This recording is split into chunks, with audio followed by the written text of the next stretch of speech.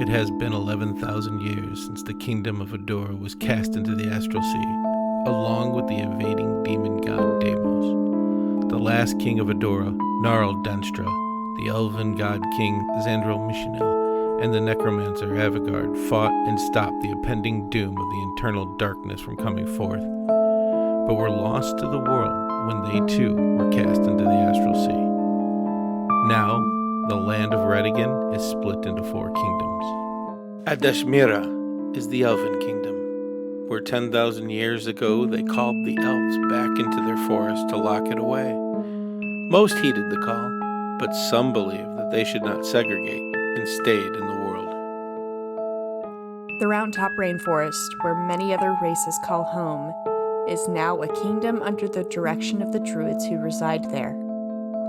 They left their borders open, but all know that if you enter and do not respect the forest, your life will be forfeit.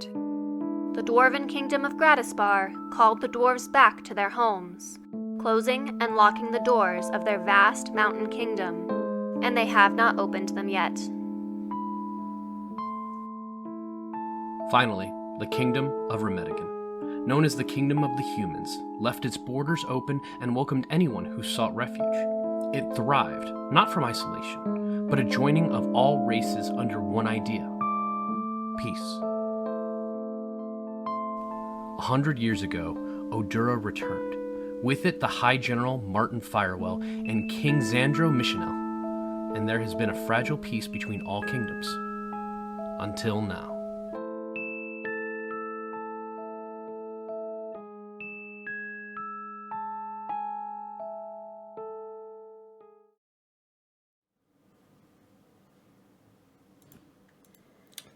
Thankfully we didn't. I'll give you that. Thankfully that didn't get caught on, because I don't feel like starting the episode with 20 minutes of that conversation, because that's where we'd be. Hi everybody. Hey. Remember when Mike said he would always count me in? I said 15 seconds. He did say 15 seconds. Sit back and relax as I take you out of your reality and into my nightmare's dream world. Welcome back to the Bros and Dragons podcast. I'm your Dungeon Master. I'm your Dungeon Master host, Daniel Doc Gentry. With me, let me start that one over. I am your Dungeon Master and host, Daniel Doc Gentry. With me, as always, is the Impossible Sorcerer, playing Taste on Firewall. Is Nerdworks. I didn't realize I was going first. Funny quip. Moment of clarity and realism, followed by slightly longer silence to really let it set in, broken up by self-deprecating humor, throws back to Doc.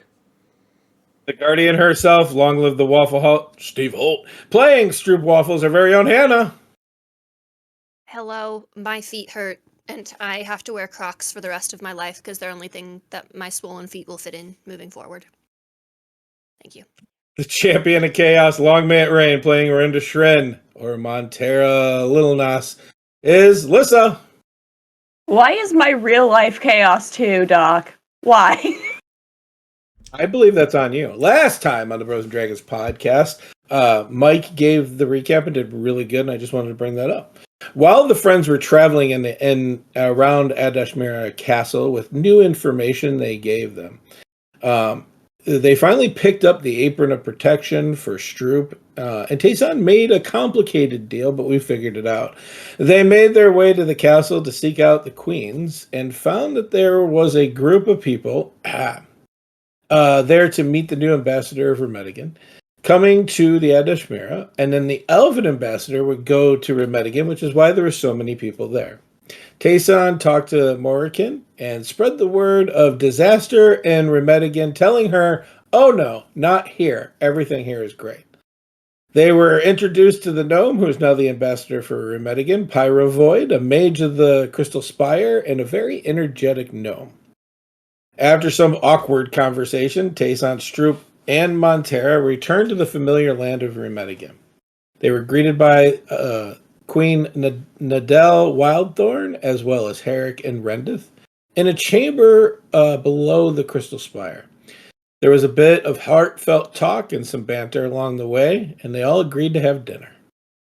Tayson talked to the castle's architect. This is the most important part right here. And with the help of Stroop, ordered the pirate ship bed for Tayson's large and barren room. After that, they all go to meet for dinner, and as the ambassador Morrigan shows up, a small airship with no sails or balloon come over the horizon of the east. And it lands lightly in the courtyard of Remedigan Castle, where a beautiful blonde-haired drow with an elaborate rapier that Stroop adores, followed by a plate-wearing, very young full elf. Herrick broke ranks to talk to the young elf, and as they stop before one of the guards, the drow introduces herself as Captain Delara Nox Nalo, captain of the warship Godkiller, and she introduces the young elf as Dawn Knight Ava Thalia Nalo, soldier of the light of the Order of the Sight. They told the queen and king that they were told by the archmage Avigard that they were needed to repay a debt from, I said 100 years ago, it's 400 years ago. Like, after I heard it now, I did say half elf. I meant full elf. My bad. And came to the aid of Redigan in its needed time. Ava tells the queen that she is the great-granddaughter of Dawn General Ranis Nalo, and conversations were talked about there. Montera is officially introduced to the queen, and they find out that the queen has traveled further than others would have suspected, though she doesn't seem to be keeping it a secret. You learn that Ava's uncle, Atlas Nalo, the original captain of the Godkiller, and a little bit about him, and that basically he's against the gods. You all went to dinner with the group, which was not as formal as it should have been, seemingly quite friendly. Stories were shared, laughs were had, and we left in the middle of some of these stories being told. Let us adventure on. You all still sit around this table as people talk. Some important things, some background things.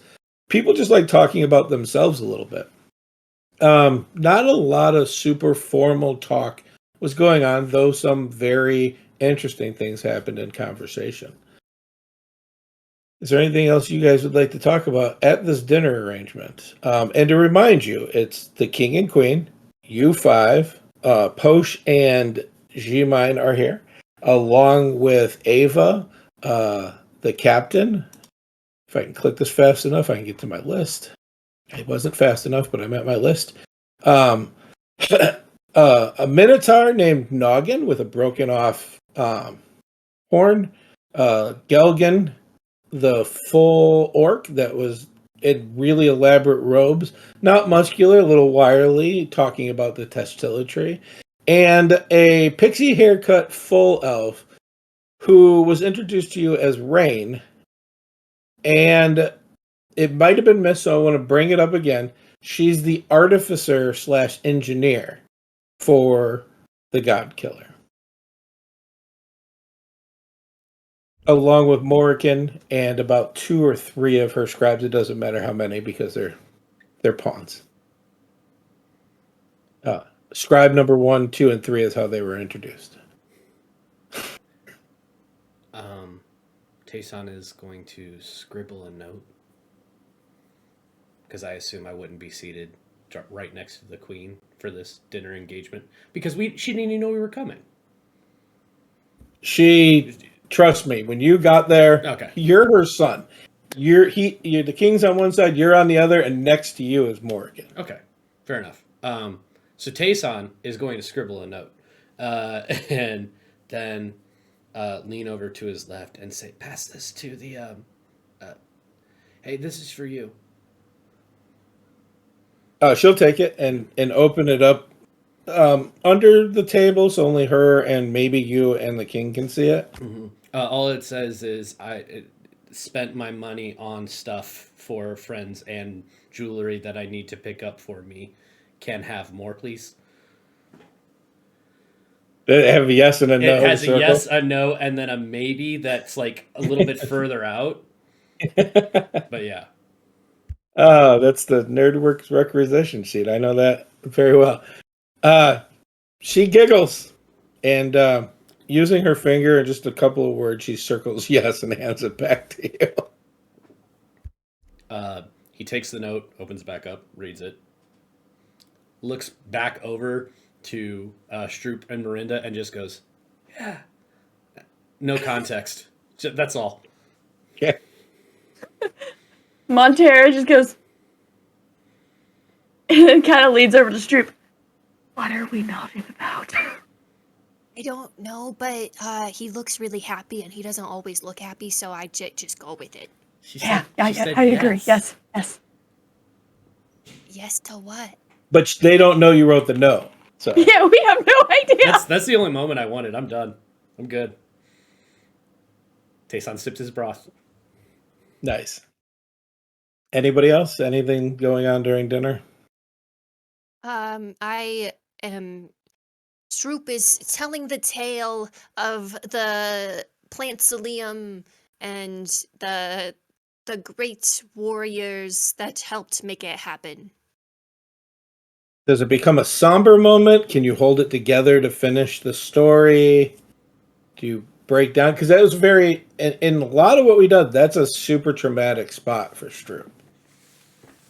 We know Stroop is all about the drama, so very dramatic, but at the end of it, trying to make a happy moment of it, and it all worked out, and the Black Forest will be not so dark anymore. So that's yeah, and hoping that people are listening, and because it seems like everybody is telling their stories of their grandiose adventures, so Stroop is like, hello, pay Performance attention, check? pause. I want to say performance, but I really like. Do you have performance, or should we just do straight up charisma? Because I feel like there's a lot more to this than just performing a story. Like the ability to read everybody and just talk into it is where. Can I try and help at the same time? Oh my god! I would like to also add to this. Here's my help is going to be Tayson version of help. It's going to be fine. I'm actually proud. I'm listening to what you're gonna do. Yeah. To find out if I'm gonna have you roll to go up or down. Right. All I'm doing is while she is describing the tale and I'm just like listening, all I'm doing is like casting prestidigitation at some moments when she's like, and the buzzing, and then just and I was so tired. Lavender scent. Like stuff like that. I just want to fill in. Okay. How is Montera helping? Montera is going to like add in like she'll say something and then Montera will add it and like do like big like arm movements and stuff to like add oomph to it. You're hype manning. Okay. I'm providing. Yes. I'm producing with sound effects and such. Performance or straight charisma with advantage because Tayson didn't talk. That's what I was really concerned about. I know my job. Both of those are with a 0 modifier, and the highest one is an 8. An 8. You catch, like, first off, this is a story, and people are drawn into it. The Queen especially, because she's asked multiple times what happened in the Black Forest and if you were okay. And this is the first, or in the Dark Forest, excuse me, and this is the first time somebody said anything about it, because somebody just got cocky with her and didn't say anything. So she's listening intently. Where other people had like side conversations, the minute you talk about the Plantilium and the healing, and especially when you start talking about the Guardians, do you tell the story as it is? Like, do you talk about how Tayson was the one to release everybody? I probably kind of like gloss over that part because that was a little bit more, wasn't my really story to tell. So, instead of, saying Tayson murdered a bunch of people to put them out of their misery, I say, and we took care of all of the Guardians that was still suffering and made sure that they made it to a good place. Okay. People are listening. All I'm imagining, even though I know what happened, is them going like individually down the line with like daggers and be like, "You good?" I'm not dead yet. I'm happy. Okay. You tell the story, it gets very quiet. you're right that a lot of people are telling stories. You're hearing a lot of stuff up to the point where you talked. People follow your word, especially towards the end, and as you're done, even with the other dramatics. Especially now that the Guardian has been put on you. It's it's hard to have the camera and my notes in the same spot. Gelgan, the orc. Man, it's so hard to have two things to focus on. Hey Mike, how come you always mess up the audio? Hey Mike, how come the stream drops? Now maybe these are the things I'm putting in my own head. I'm projecting them internally, not at you. Yeah. You know what? Yeah. This is There's something, a lot of it there. There's a lot of self-examination I need to do in this voice, but I can't make it go away. I'm gonna mute and then. Okay, smart. Because Doc's the first one to be like, no, you're human and you're trying to do everything. Like, don't beat yourself up. Can confirm. Everybody's just watching it, and now I gotta go back and look at my notes. And Gelgan says, but Guardian Waffle, are you okay?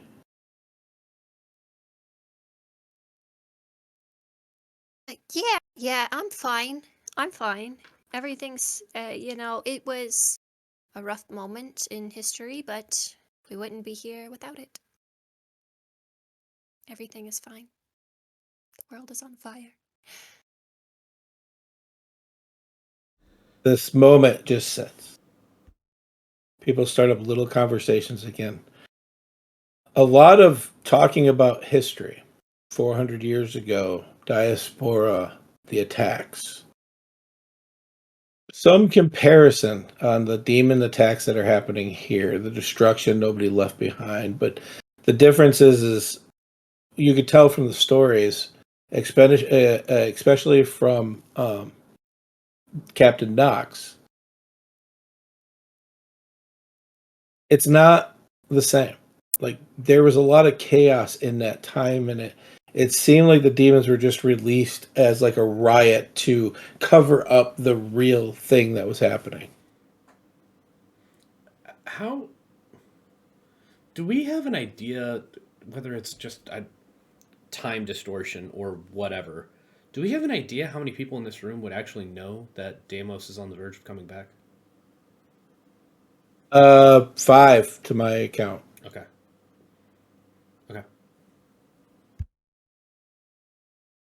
But we don't announce to the room that the god of like nasty shit is coming back, and that we should all hold on to our butts, right? Listen, we've announced like it was common information. I want to say like 4 times over the last 3 episodes. So I just wanted to make sure before Mike did something stupid, because he has 7 days go by in between each of these podcasts, and Tayson has about 70 minutes. So there's some things that I forget, and I'm like, you know what, it's better. This is fine.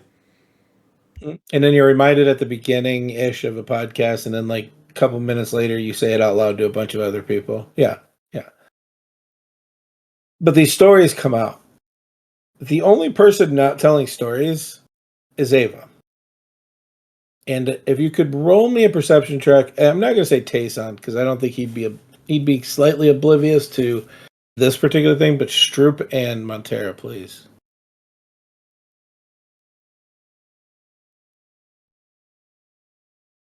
You need to go get your rubber duckies out of the shower, Hannah. Okay, go ahead.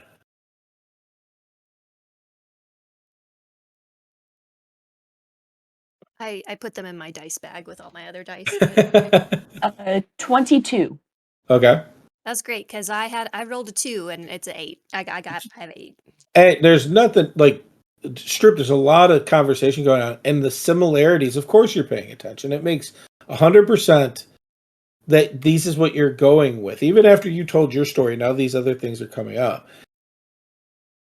Montero, it's really weird that Ava seems to try to hide it, but she'll scan the room, talk. She's very polite, very brought up and civilized, but she keeps lingering on Tayson just a little bit.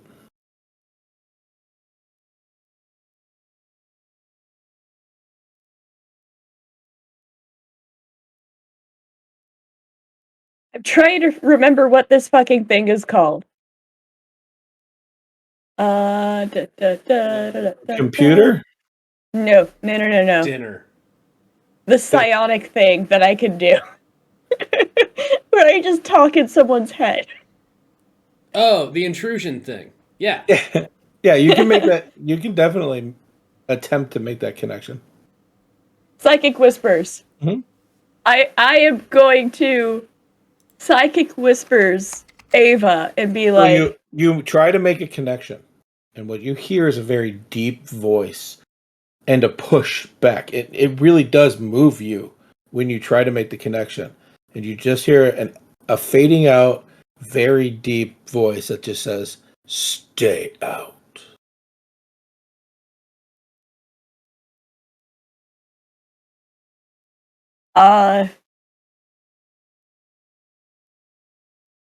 She takes note of this, and she doesn't say anything, but she kind of does like a gentle jab to Stroop and kind of like does body motions to try and give her a hint like, hey, something's up with this bitch. I will be with the 22 too. Not only did that happen, Ava doesn't seem to pay attention to that it happened. You don't see anything where you feel like she even knows you attempted this. I have a suspicion, but I'm not going to say anything yet. But Stories. you Sorry, go jabbed ahead. me? You Yeah. jabbed Yes. What? What? Stroop, later. And she kind of just does, she's doing like thieves' can't motions. And she's like, You jab her, you point, and then when she goes, "What?" You go, "Later." Okay, you're giving me mixed signals, but okay. she's still like trying to like do gentle body motions to like point towards Ava, but like out loud, she's like, later, Stroop. I have to talk to you about something. And as she's like, not overtly being like, this bitch. The only other person that doesn't talk during this time is the Minotaur.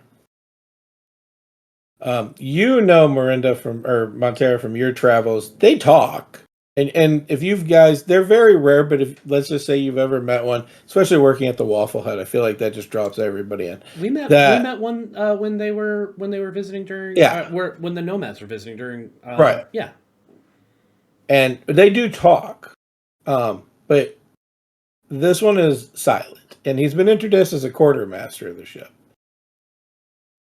But Ava doesn't tell a story. He doesn't talk. Ava does ask questions. She seems to be involved, though. Like, she's paying attention. Dinner disperses. People go back. You see a couple of people from Morrigan's team, the scribes, come over and start talking to Ava. It's a lot of, even if you get close, they're not trying to hide it. They're talking about her great-grandfather, and they want to talk more about it. And we'll roll that 22 over. She does answer. She's super polite, but she does not feel comfortable talking about her great-grandfather. It's still a part of her life. And from what you've heard her talk, it affected the family quite a bit. Do you guys like leave automatically, or do you do the polite walk out with everybody? I'm sorry. Tayson awkwardly lingers. Everybody stands up and Tayson's just mixing the soup bowl. Yeah. No, there is absolutely one or two more like scrapes of the spoon at the bottom of the as people are like, okay, time to Oh, it's rude to the chefs if you don't eat everything if you like it. And even if you don't like it, you should eat as much as you can. But that's He's not... You're absolutely not wrong in that, 100%. Picks up the bowl, drinks it, puts it back down. Okay. Sorry. Yeah, is there an after dinner? Or do we go? Who are you talking to at that point? Just The out loud? room? Everybody's starting to filter out after Okay, your perfect. like even during your scraping. Yeah. Perfect. Then yeah, no, he's talking to the filing out room. and just okay. Okay. I guess I'll just stay here for now. It's Morgan that just kind of finds her way over to you. It's like, no, Case. Everybody leaves, continues the conversation. It's how formal dinners normally end when things are going well. Right, but continues where? Like, is there an agreed upon place, or do you just kind of have to like Down the hall, crowd? down the hall to the exit, and then everybody kind of goes their own way when they leave. Okay, that just seems silly. Like, why would you get up from a comfortable position to walk to another position to stand there until you decide you're gonna go? Why not just stay? We walk and talk, and then we go, but everybody stays together until we get out. Right. I don't. This isn't working. We were all here, and we were all talking. So now that we're done, we're gonna stand up and we're gonna walk and talk until we decide we're gonna go, and then we're gonna. Why wouldn't you just stay here until you were done and then go? We are done, but we're not because we're still talking. I don't. Except for you, with the last of the bit of the bowl, which you must have really enjoyed it. I mean, it's pretty good. Okay. So I guess here's the problem though. Like, I think I'm done, but I don't know if I'm done or not. So do I walk and be awkward? Do I? Here, I'll tell you what. I'm already talking with you. How about I walk with you and we talk, and then I'm fulfilling all of my requirements for this whatever after dinner. Sounds like an idea. Okay, great. And Tayson will get up and start walking, I guess. I've never lost 2 players in the middle of the game before. This is interesting. Yeah, I know. And then Tayson destroyed Deimos and the land was saved. Just needed a blanket. I owe it all to my friend's sacrifice. Stroop, I'll remember you. In the arms of an angel is played while the boat's pushed out to sea. I feel like Stroop was deep in conversation with someone. Who knows? Maybe the queen about which spices are appropriate to use. How you would have made the meal differently. Yeah. How I would have made the meal better. I very specifically, when I was told that I must have really liked the soup because I finished it all and I took my time with it. I was like, it was pretty good. I couldn't give it any compliment higher than that. Both because of truth and because of fear. So we're leaving, I guess, and just walking to where the way you came in. Yeah, the way you came in is where you know everybody's going. Yeah. Okay. Awkward conversations down the. Mm-hmm. Which I love what you're doing because I'm waiting for Miranda or I'm sorry, Alyssa to come back too. Yeah. No, I understand. It's just. But I love that. Like partway down the hallway, Montero's like, "Oh, pardon me," and then she runs to the restroom. Makes sense. Don't mind us. We're just going to be Midwest goodbying for a while, I guess. You hear? I thought it was called Irish goodbying. No, that's a different one. That's where you leave without saying a word. Yeah. What's a Midwest goodbye? Midwest goodbye is basically where you say goodbye, and then you continue to talk with the person that you're saying goodbye to for like another 10, 15 minutes. Yeah. So then you say, no, I really got to go. And then it's another 10, 15 minutes after that. Yeah. I lived in Illinois for like 15 years and 10 years. No. Wow. That's all right. Wow. You see a couple of guards run down the hallway, and they're like, "It's not safe to go this way," and they stop, And the queen goes, "What's going on?" And as she does, you watch this hand come out of the darkness and drag one of the guards back again as you hear fighting down the hall. You're Juniper.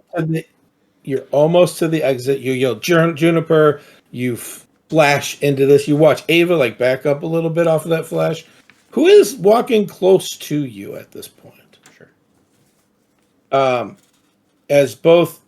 Now you see it. Posh pulls out a sword and a shield, and G-Mine does not just take the great sword. He has a great sword in one hand and a maul in the other.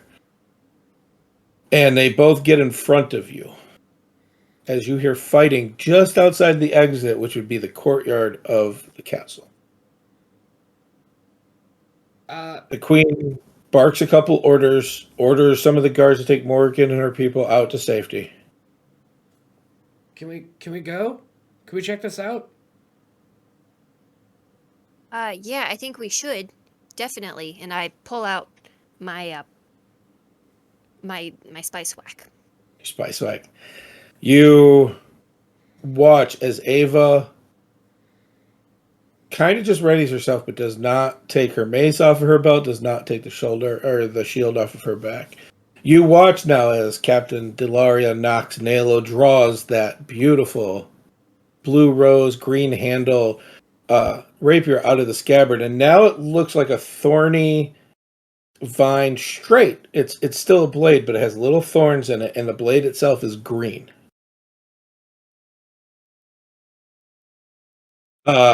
You watch as the orc like concentrates for a second, opens his hands, and a blue shimmer flies around him. And then, even though he's never made a noise, you hear a gargled laugh from the Minotaur, just as he slams his hands together. And the crew from the ship just run out. They don't wait for anybody to say anything.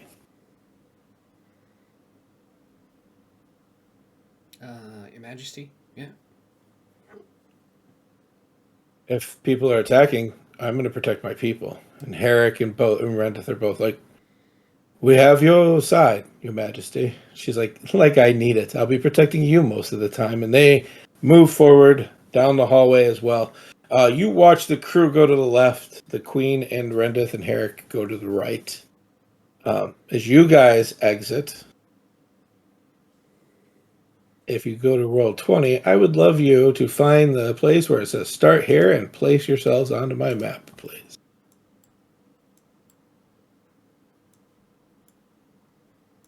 It's a me, Day-san. Oh man, did I not update? Oh, I need more hit points. Hold on. Nope, they're perfect. No, they're better now. Come on, no, do the thing. Oh god. Nope, oh no. Stroop, do you remember how to pull your... Grab inside your journal. It looks like the little newspaper tab. Click that, and then it says Stroop. Grab it and just drag that name onto the board. Yeah. All right. Let's see. I was trying to grab from the bottom name. It I don't happens. know why. Posh You were and trying to put G- Hannah into the fight, is what was going on. Hannah was going into the fight. Hannah's got to get in there. Yeah. Posh and G-Mine will run in front of you. They will not let you go out first with what's going on until they see. And what you do see is... You figured I would have just had this ready, but I didn't.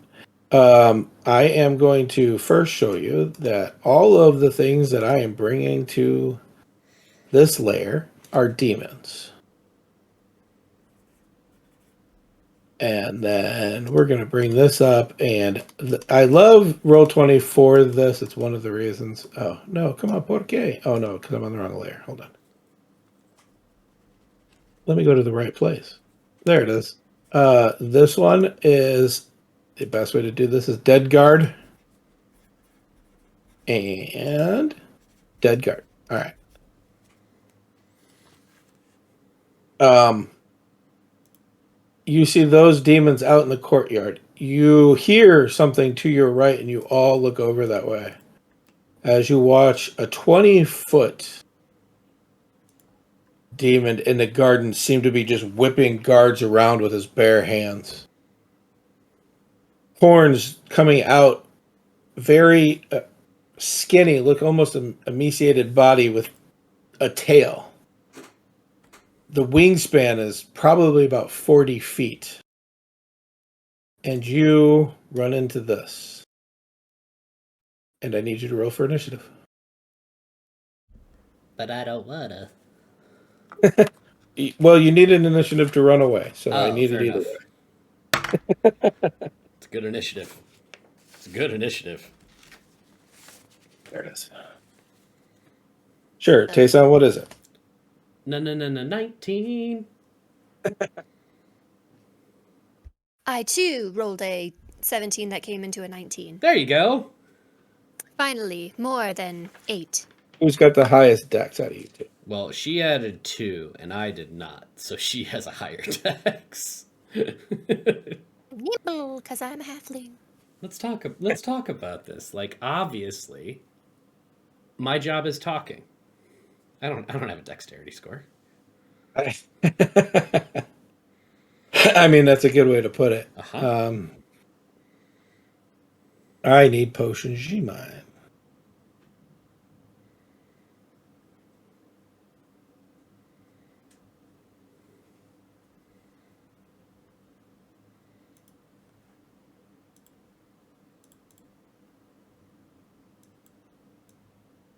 I was not prepared for this, and you think I would have been since I'm the one who prepared this. No, it's fine. Makes us more scared. More scared it did? More scared it did. I know where it is. I just usually have it in my quick thing. Wait, we're supposed to be scared? Ah. No. No. No. Mom, Who save said- me. You don't have to be scared.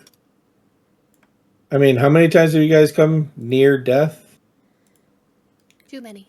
Too many. Like all of I us? guess we should, There they are. Collectively? Yeah. The total count, or so they're just straight up. All right.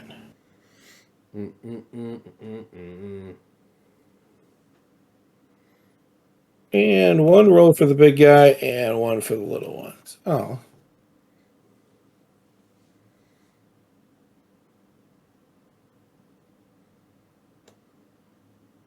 Open.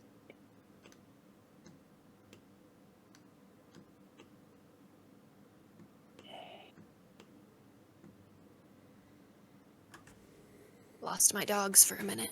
What? Don't lose your dogs. I know. It's 1-bedroom apartment. You'd think I wouldn't, but here we are. All right. In all of this commotion, though, Stroop, you're going to be first to react. You know, in the chat, they're like, Hannah has a plan. Hannah does not have a plan. Hold on.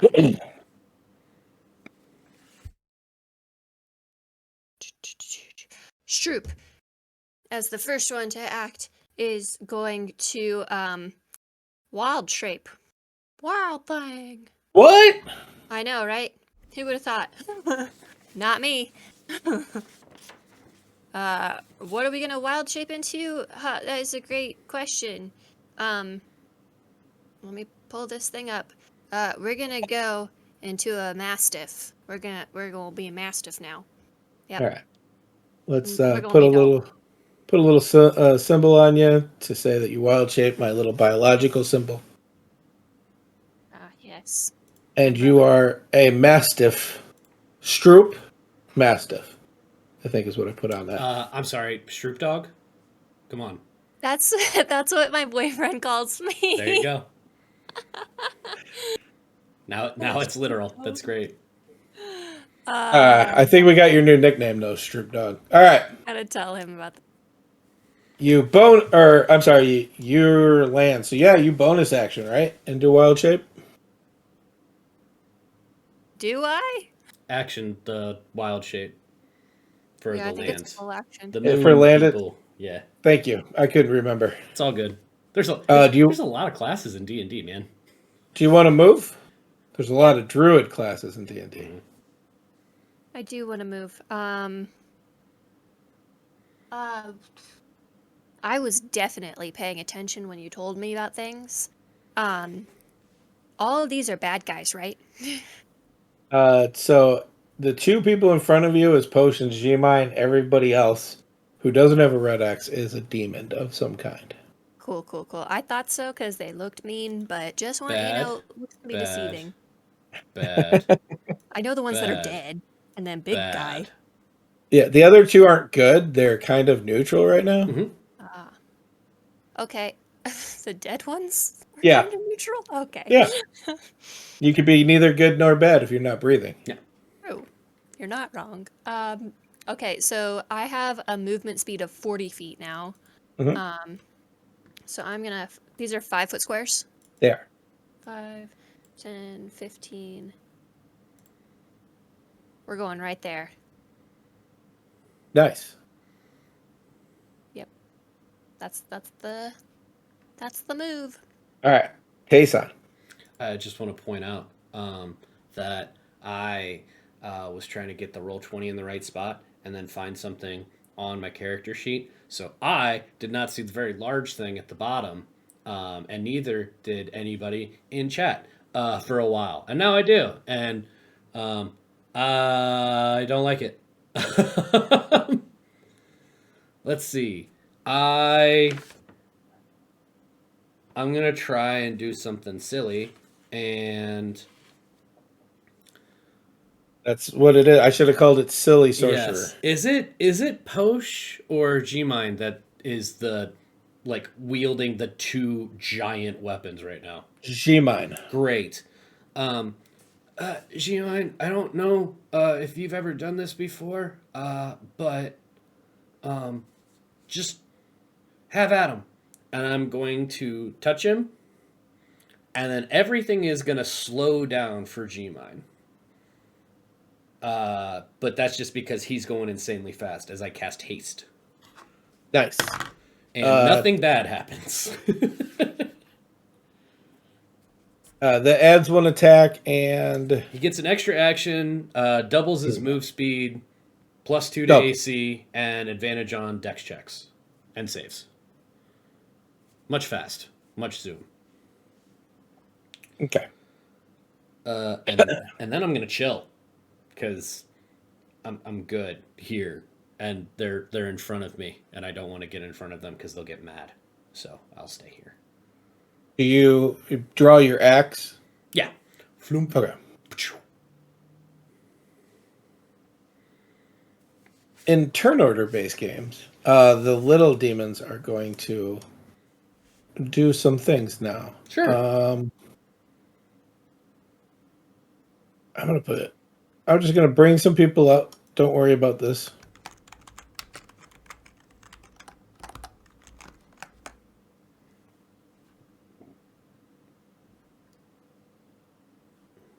I can't make it. All right, 6. Shrew, the one that you ran up to, must not like dogs, because it's going to attack a lot, and now with advantage.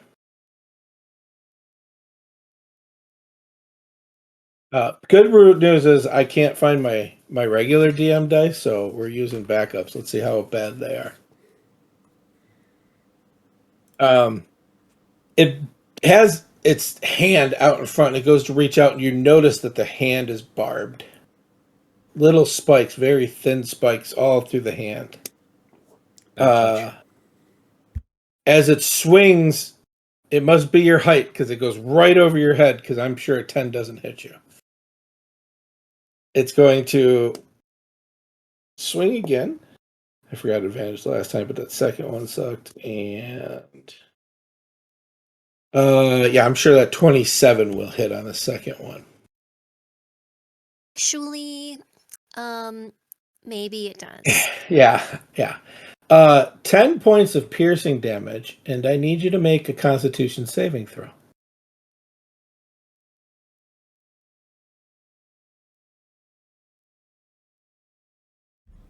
Blows on dice, does research. 17.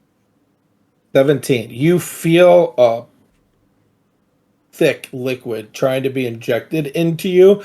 But you're a tough little halfling.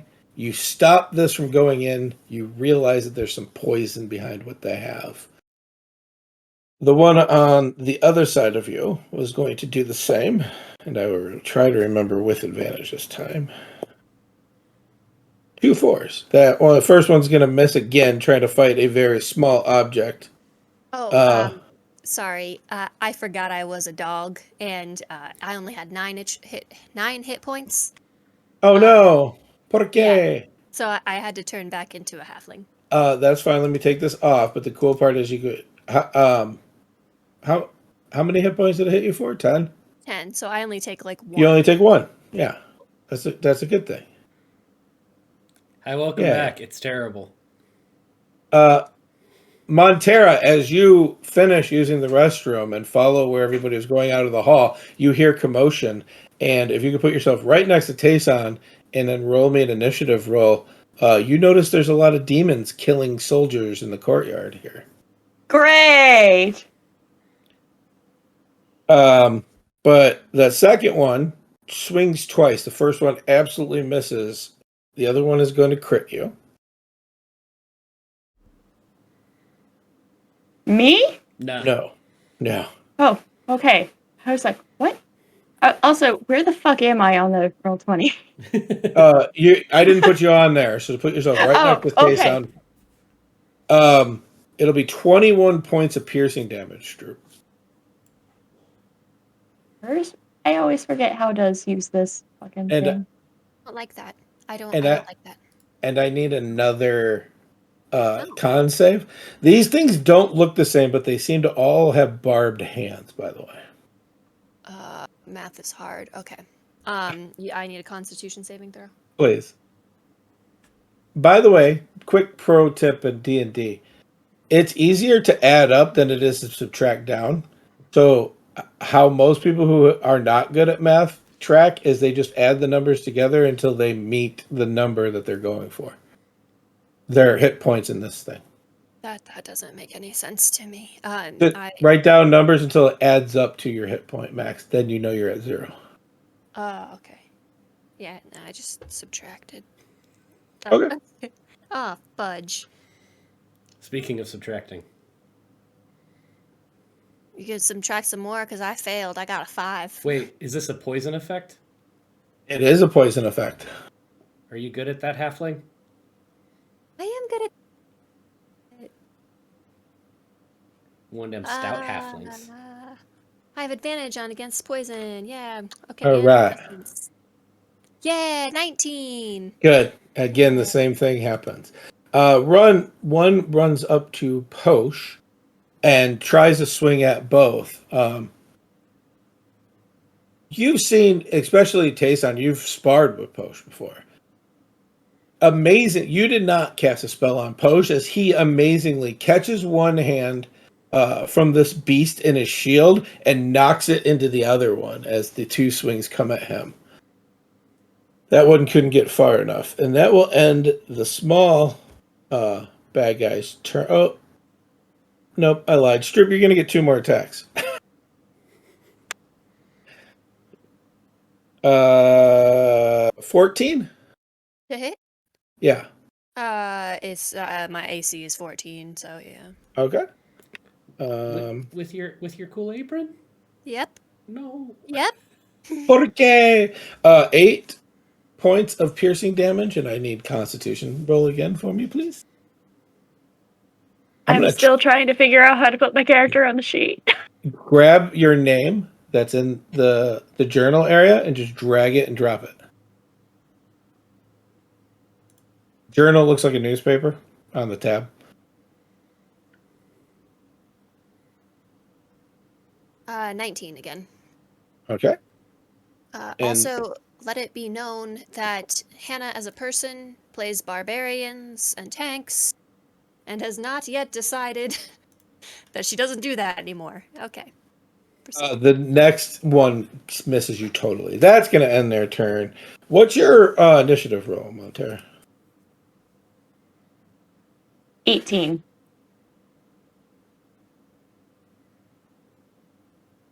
It's Posh's turn.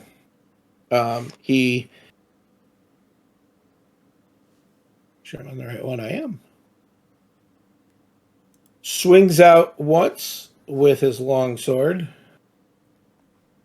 Ooh, that's going to hit for lots. These. As you see it hit, an explosion of white comes from his sword. As you can feel the heat, and Montero would know, radiant damage as he swings. Seems the sword itself does not do anything physically itself. It's a conduit for whatever is happening. That's that. He's going to take another swing and absolutely miss on his second swing. It throws him off a little bit, but he seems to recover. G-Mine. I went out of order, but whatever. Let's see. Hasted. He's going to step up here. All right.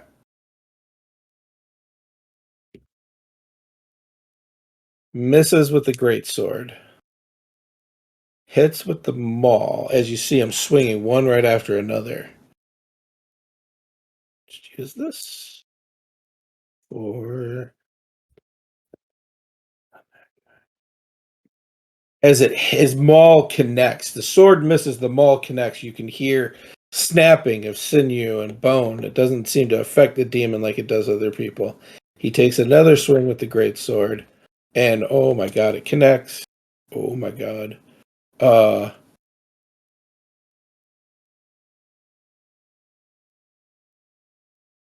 As a flash of white when the greatsword hits, you watch the demon come back. Big scar open up across its chest.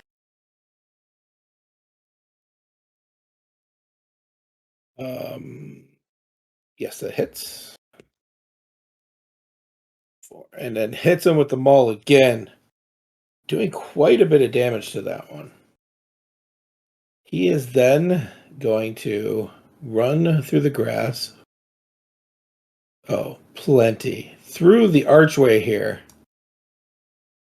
And you hear him laughing at this ginormous creature who seems to just throw one of the guardsmen down and looks at the small elf in front of him and goes to lean back, which is probably a bad thing because he's out of place too. I missed his turn altogether, but whatever. With his hasted action, you see G-Mine just hold up his symbol, say a word, and drop it easily from. He has a dangling wrist pendant of his the symbol of Rashmala, and you watch as the beast in front of him seems to be encased in a white layer, a thin layer of what looks like film, but is magical energy. It's going to take 3 swings at G-Mine. And you watch G-Mine parry with the sword, dodge one, block with the maul, and come right near the thing's chin as he's laughing. And he goes, "You have to try harder than that." Very cockily towards this thing. Let me put people in order. We will start over. Stroop, you are being knocked around. You have 2 people behind, 2 demons behind you, 1 in front of you. What do you do? Look, gosh, my mic, if it would work. I'm gonna do something a little crazy. Because I am a halfling and can do this where I can move through squares of occupied folks. I can move over here, right? Yeah. Okay. I would like to cast Call Lightning, right smack dab in the middle of all them. Boop. Yeah. Sure. What's the radius on Call Lightning? It's not a lot, right? It's only 5 feet. That's what I thought. So you're going to pop right there. That's fine. Okay. It can hit all 3 of them, though, right? Yes, absolutely. Dope. Hold on. They have to all make dexterity saving throws. All right. Doesn't happen to be a cloudy day, does it? Cloudy. So one's a 4. What's the number? Because this is, as you said, Dex. Dex saving 14. Okay, that's 16. So he's going to make it. The guy above him does not. And the other one misses as well. So the only guy who made it is this one. Okay, they take half if they Okay. Lightning gets called down on top of him. It's beautiful. I love it. Roll me some damage. I gotta find the dice.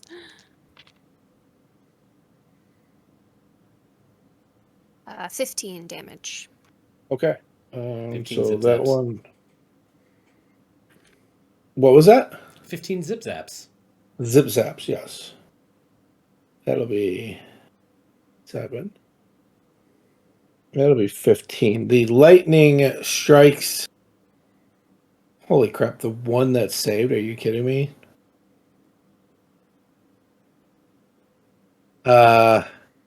And you watch him turn to black ichor before your eyes.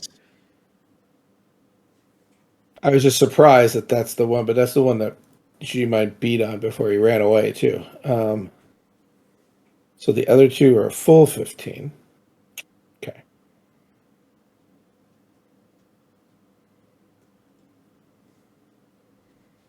All right, that was a good move, Stu. Mm-hmm. Holy crap. As you run between their legs, it goes to grab at you.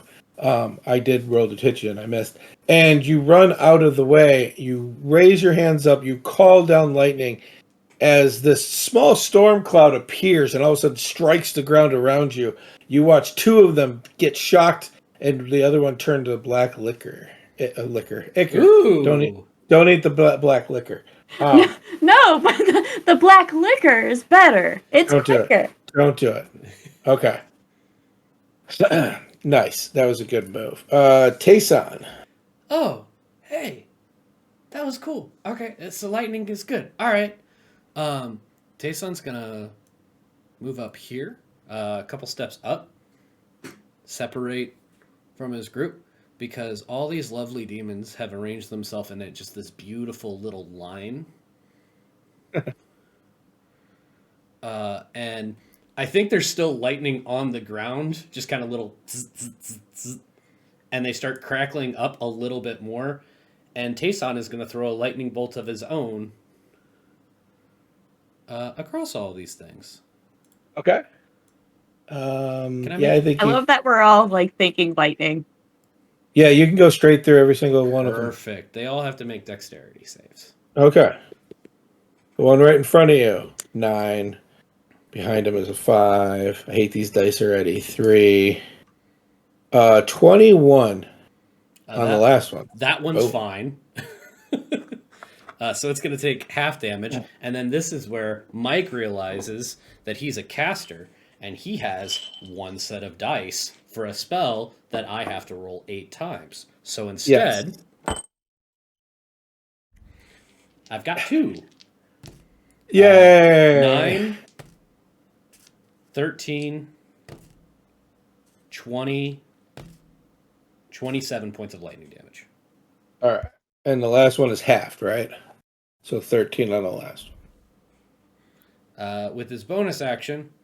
Well, hold on. Hold on. Let me catch up with what's going on here. 20, how would you say? 27, right? 27.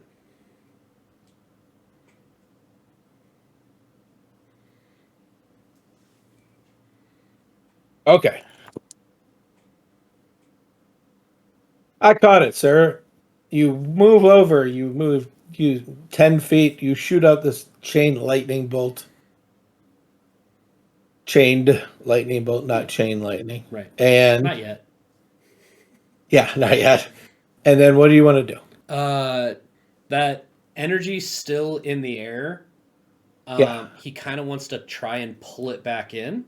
And I'm going to use 5 sorcery points to get back a 3rd level spell slot.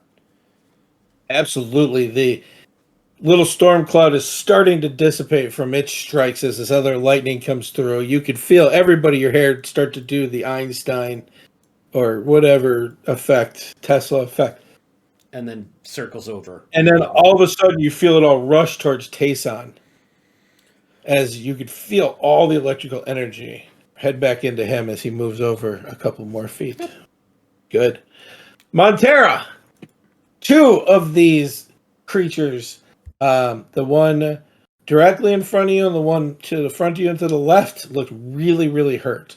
The one near Posh I have a damaged, and the one in the back looks like he's still standing. The big creature, though, on the bottom, if you can see him, is about 20 feet tall, the biggest demon. He's locked up with G-Mine, but neither seem to be getting any parchment with each other. Okay, so point of clarification, because I've never used this spell before. Okay. Can the spiritual weapon attack the turn it is? Yes. Okay. All right. Yeah, I've never had a cleric get high enough level to get spiritual weapons, so what she is going to do, let's see. You said which one is one of the ones that looks really hurt? This one and this one both look hurt. This one looks like he's starting to show some scarring. It could be the way he looks, but it seems like stuff's leaking out. This one is far enough away that it's hard to see, but he doesn't look so bad. Okay, and is that Stroop's little character thing in front of me on Roll20? Yes. Just so... Okay, so she's not actually right there. Cool. All right, so Miranda is going to come in and attack that one that's next to the one with the X with her psychic blades. Okay. So let's see. No.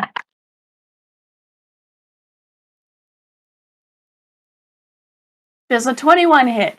It will hit. Do I have sneak attack? You do not. I was trying to look for a reason to give you it, and I don't see anybody around them. They're engaged in battle. Yeah, it's fine. That's why I asked, because I was like, I don't think I have sneak attack. You said the one next to the axe, right? This one. Yeah. Yeah.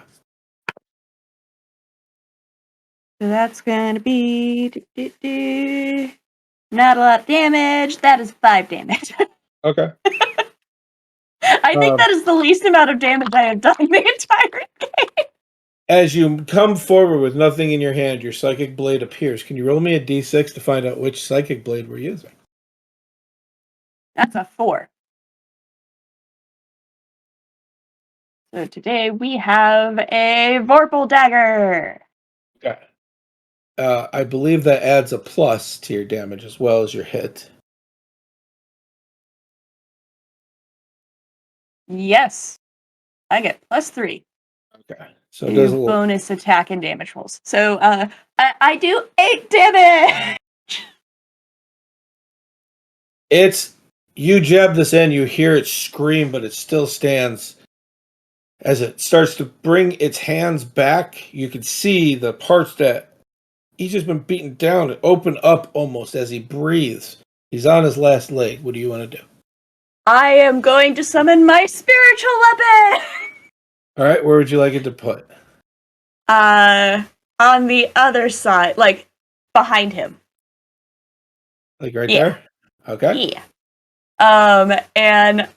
And so for clarification, it actually looks very much like Miranda's psychic blades, except so it's like this spiritually like blue ghostly looking dagger. But it also kind of has like this cloud of like smoky black swirling around it. Okay. And it is going to how does this work? Okay. So that's a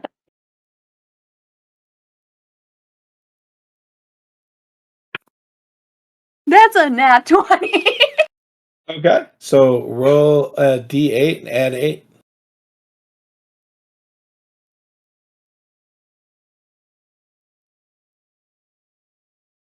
Okay, so that is 14 plus 2, so 16. All right. The one in front of you as your spiritual dagger cuts into it. He's surprised by it. You can see it by the facial expression. As he starts melting, he looks down at the blade and turns into a pool of ichor at your feet. You moved 10 feet. You still have movement if you'd like to use it. Okay. The one next to me, that's kind of like on that walkway. Who is that? Is that friend or foe? So that is a foe. Okay. Engaged with Posh right here. Okay, so she's gonna. Wait, can I go over the dead bodies? I would assume so. Yes. Yeah. Yeah, they're just piles of ichor. Okay, so that each square is 5 feet, or is it 10 feet 5 on feet. this? Okay, so that's 10. So you're next to another bad guy. Just letting you know. Let me put him in the square for you. Okay. 30. Okay. So you're going to have 2 attacks of opportunity on you. The first one by Posh absolutely misses. The second one will miss as well as you get to where you are there. I am sneaky snake. Yeah. I got a little bit too late that you're referring to the enemy that is by Posh, as opposed to you'll take 2 attacks opportunity. The one by Posh misses. It's like, Posh, no!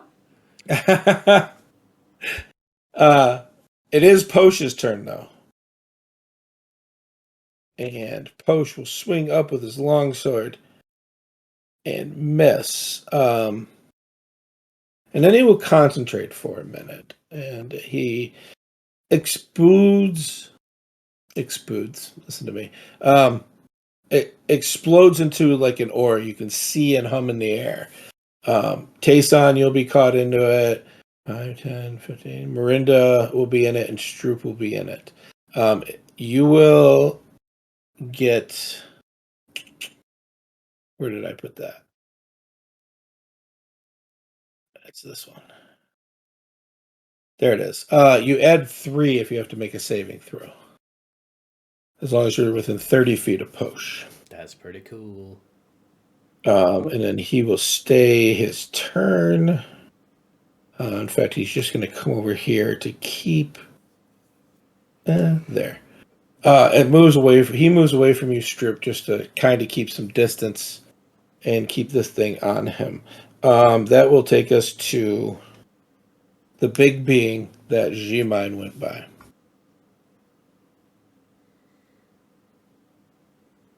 It looks down, draws back 2 claws as it opens its mouth, and now you see dragon-like beak with sharp teeth coming down, and it's going to swing twice with its claws and try to bite once as well. Got that going on, though. So, going to hit with the first claw, miss with the second, and miss with the bite. So, the first claw. Does the +2 AC help at all on that first one? Or him? No, I have that written. It was just really good. Help with that third one, though. Yeah. That's what took me a little bit to do that number. Okay. You watch the claw just grab parchment over his plate armor, and you watch just blood just come out instantaneously from Posh, or from G-Mine. But he still maintains his feet. Just from the one claw. That swaying is what made the second claw miss, and as the bite came down, he just stuck the edge of his maul up into the jaw to push it away. And now it will be the small beast's turn. This one will... 5, 10, 15.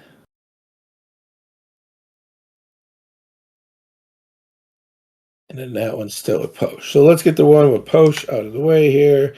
It swings with one hand and misses. It swings with the second, and I gotta look at Posh's armor class real quick. Oh, it misses as well. Deflects off of the shield. The two around Mirinda, one, I'll just ping it. This is why I'm using the map. The one on the fountain near you, Mirinda, is going to swing at you, and it has advantage now. Oh, unless I throw it on the floor. No, No, keep it no, on the that- floor. that means That's it where didn't it count. belongs. We talked about this. If you throw it on the floor, then it means that they miss their attack. If you miss your roll, they miss their attack. Yeah, if I threw it on the floor, I didn't. No, it was definitely a throw. Okay. For it's opposite for me, so it's a natural 20, or I can roll it. It's up to you. Listen. Yeah, roll it. I stand by it. It doesn't count. You threw it. It ended up on the floor. You threw it on the floor. Who cares about the in between? I 16 hit your armor class. God damn it, yes. My armor class is a 15. It's with advantage. That's the sad part. Take 5 piercing damage as the barbs inside this hand gets into your skin, and make me a Constitution saving roll against poison. Add 3 because Posh is cool.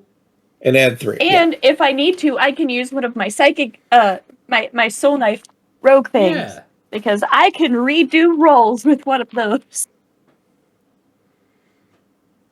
You said con save? Yes, please. Okay. I am using my ability as a soul knife rogue. Me too, that roll. Okay. Oh wait, no. Oh shit. It's an ability check. Oh no, yeah, no, that counts. That counts. Don't forget, add 3 to whatever it is because of Posh. No matter what, I have a +0, and a +3 only gets that up to 7. So I am reusing.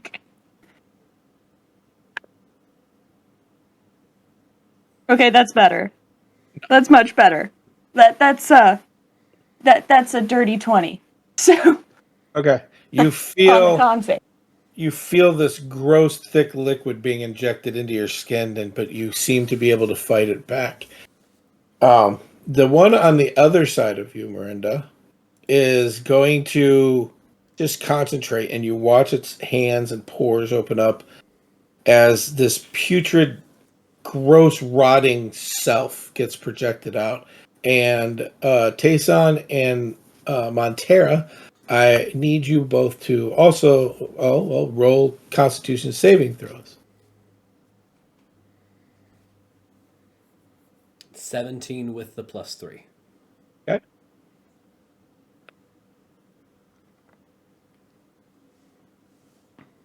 I'm redoing that.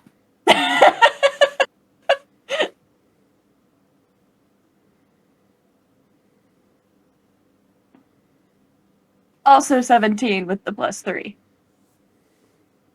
Okay. You both start to feel ill from just the smell and the stench of this thing coming off of you. Every time you start your turn, within a certain distance of this guy, you're going to have to re-roll that con save, so I'll let you know. But so far, just bleh. Just that. Okay. A big hit on G-Mine that I got to do. But it is... Oh, G-Mine's turn. So let me go ahead and...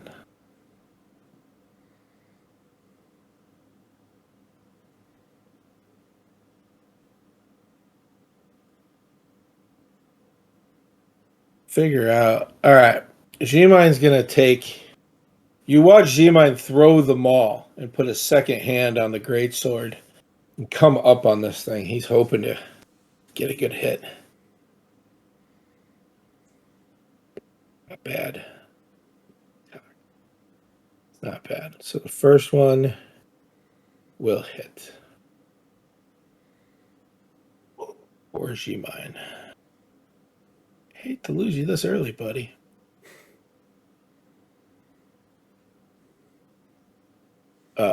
But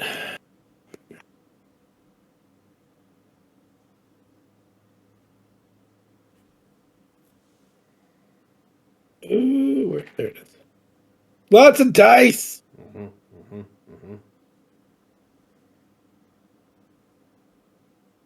Three. Yes.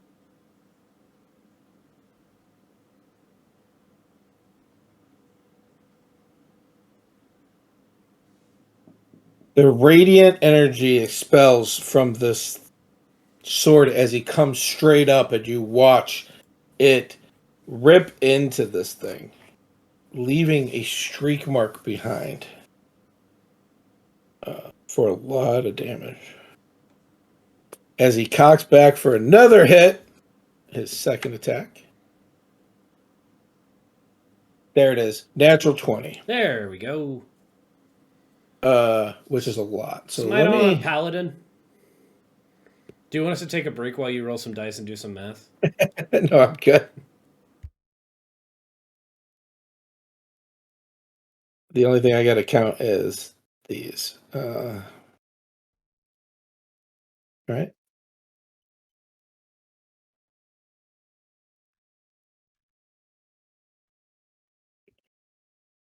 The only ones I gotta count are these. Give me just 1 second.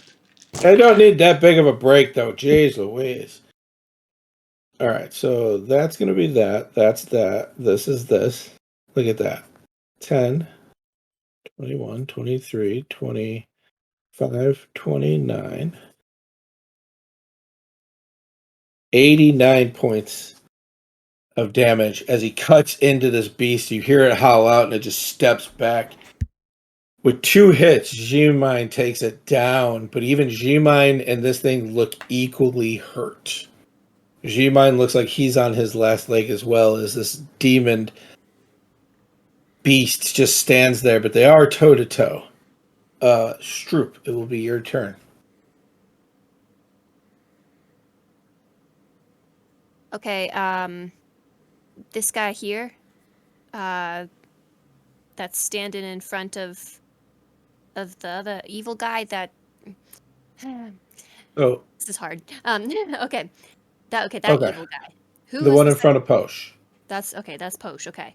Sorry. I couldn't find Tayson on the board for a good 10 He's minutes. right over here because he's hiding. Hiding? I eventually found him.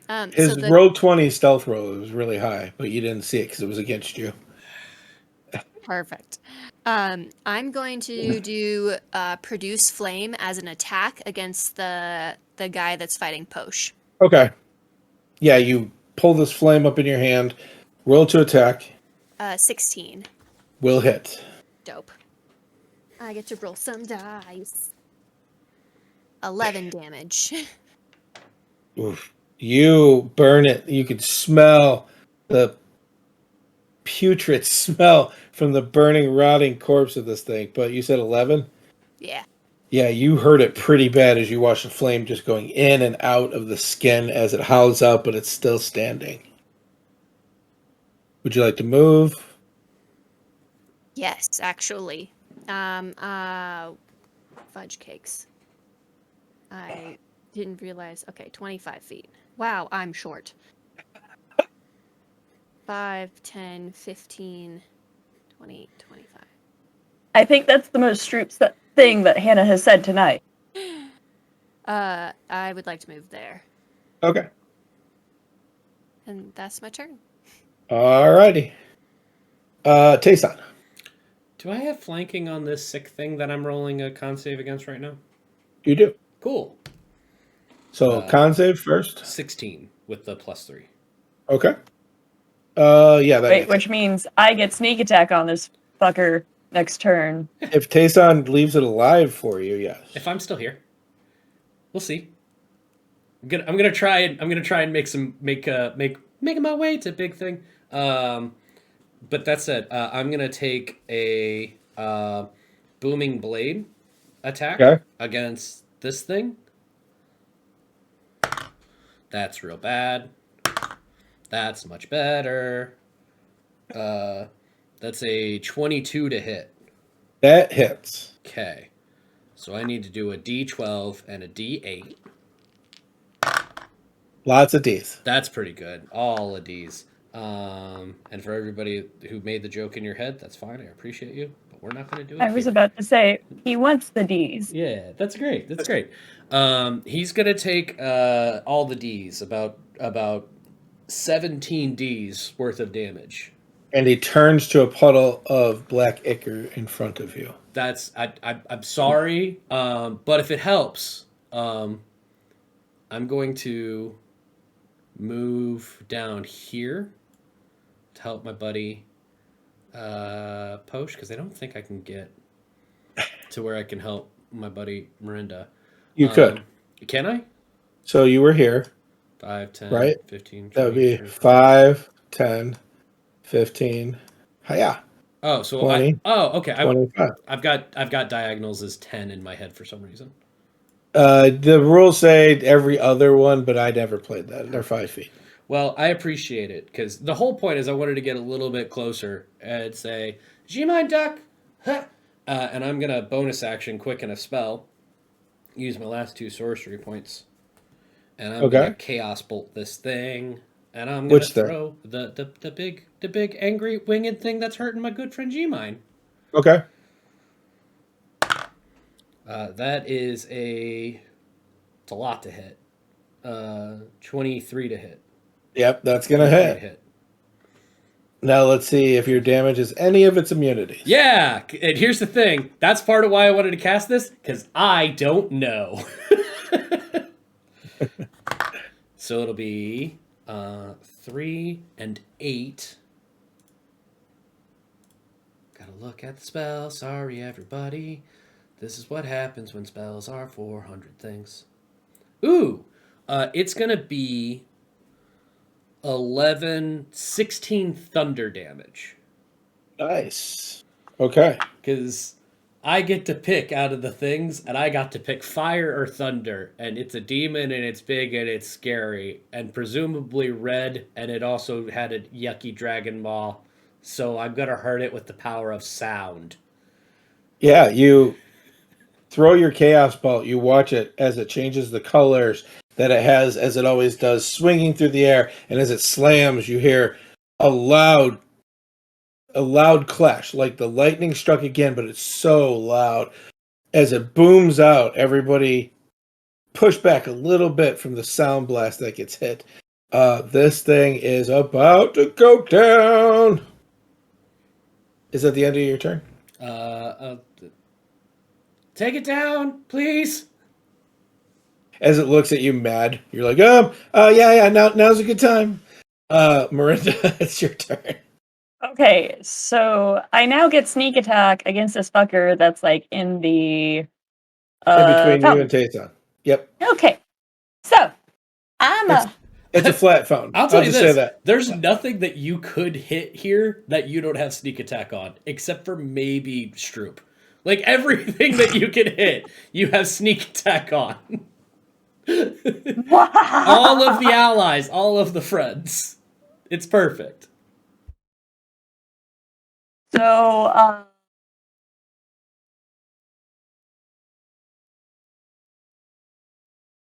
I'm assuming a 24 hits. Oh, yeah. Since the Vorpal Blade itself gives +3, and then I have +6 to it to begin with. Okay. So that's... Wait, how many sneak attack things do I get now? 2d6. We don't pay attention to phrasing. We don't do phrasing anymore. We're not doing phrasing? Wait, we're not doing phrasing anymore? Yeah, It's not a thing. So What's going on? no more phrasing? It's not a thing? Okay.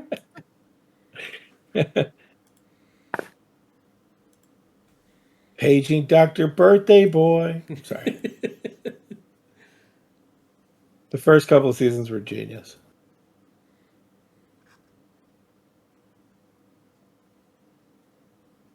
Math is great. It makes us chocolate cake. Hey. I have not gotten 19. any chocolate cake from any kind of math in any way. How dare I? I feel. Oh, you're right. Because it's pie. 3.1419. Oh, there you go. So 19 damage to this asshole in front of me. As it turns to Icker in a puddle before you. With my bonus action, I'm gonna move my spiritual weapon. Only 20 feet. That's the only thing that sucks. That thing does not go far. I know. I was going to have it go attack the fucker that's hitting Posh. Okay. So I cannot move the spiritual weapon on the board. I can move it. You have I control of that. Yep. There you go. It moves up behind. Swing, swing. Okay, so let's see. That it gets +5 on a roll. So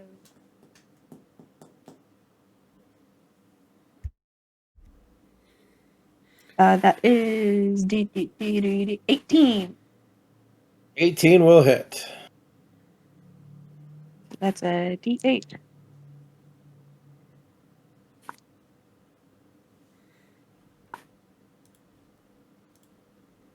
Eight damage.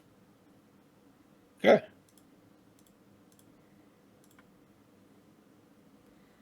So And I've got movement, so let's see, what do I got?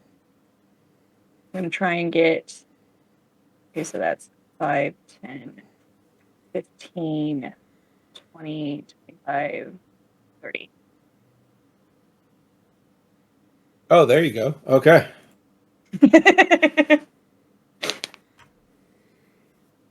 So I got one thing swinging at the thing, attacking Poach, and I'm right up on the big motherfucker. The big mama jamma. All right. That was Mirinda. It is Posh's turn. He is going to swing at this thing in front of him.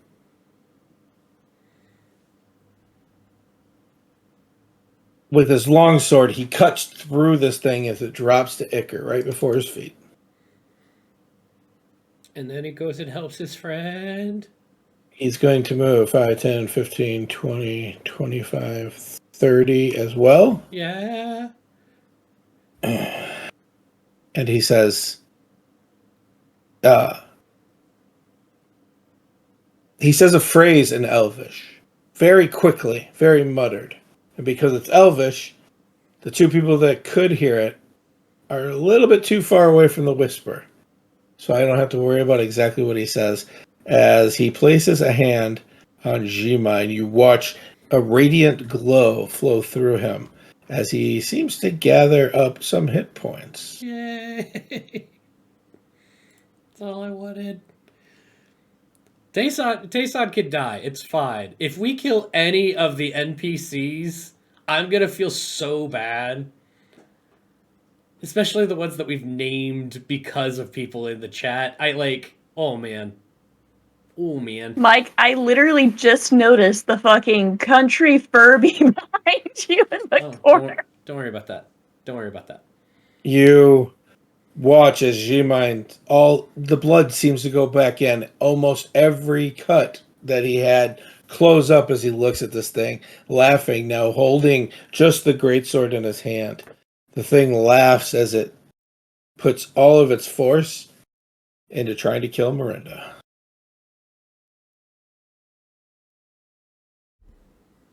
So let's do a couple of things here. The first one is going to be one of them their claws. And a crit.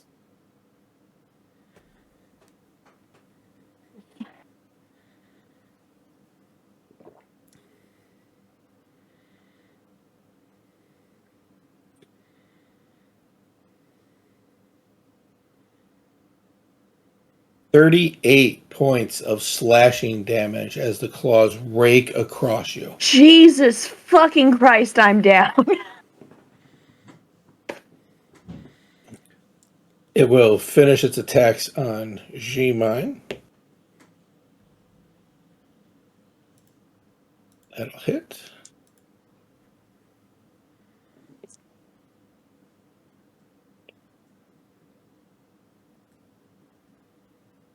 Still not as bad as he was, though. Still hurt. And it's going to try to bite G-Mine as well.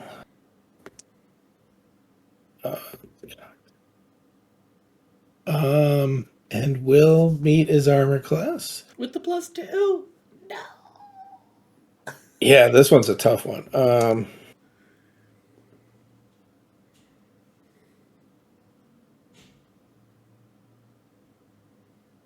As it bites into him, it takes part of the flesh out and spits it, but G-Mine pushes back.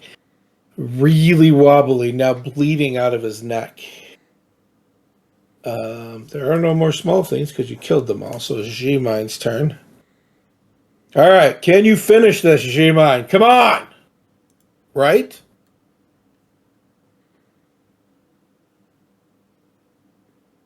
Pretty cool. Just saying. The first swing misses. As he comes up with the second swing, you watch it get into his stomach. G-Mine jumps up, and as you do, you watch G-Mine shine a little bit as his sword goes up all 20 feet. He spins around, and as he does, the thing falls to two pieces, going to Icar on the ground. And he goes to try to land superhero pose, but he's hurting. So he slams to the ground and rolls over a little bit.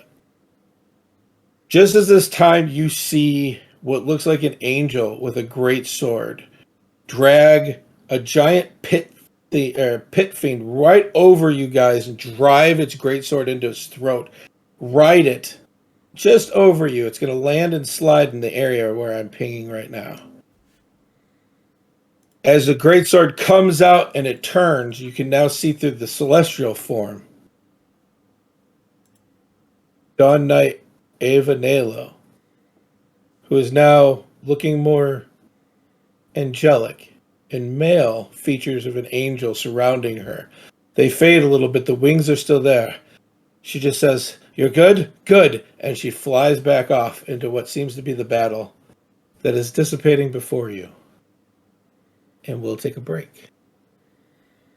It's okay. There's some good berries and there's some potions. And bye, everyone. Hey, everybody. While we're on break, you should get yourself some good berries and potions. And whatever form of self-care you need. Like the bathroom and everything else. Anyway, it's fine. It's fine. Everything's fine! We'll be right back. I just got bitch slapped by a fucking demon. I don't think everything's fine. Everything is awesome! Oh, hello. Oh, hello. Oh, hi. I'm gonna have to take so much a leave before I go to bed, or I think that my body will fall apart tomorrow. And that's how we're going to start the second half. Yeah. I feed Miranda a good berry. Give me a good berry. Come on, give. Ah! I have one good berry. That's the right amount currently. Perfect.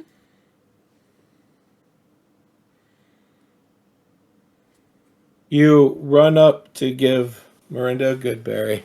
Miranda, you come back to life with the taste of a sweet berry in your mouth. And one hit point. You just see Miranda. Motherfucker. God damn it. You really need to stop running. It's always the demons. Always the demons. You gotta stop running at the things that are big with the angry teeth and the big claws and the punching and the biting and the Look, did you want G-Mine to fall? I didn't want G-Mine to fall. I went to go help.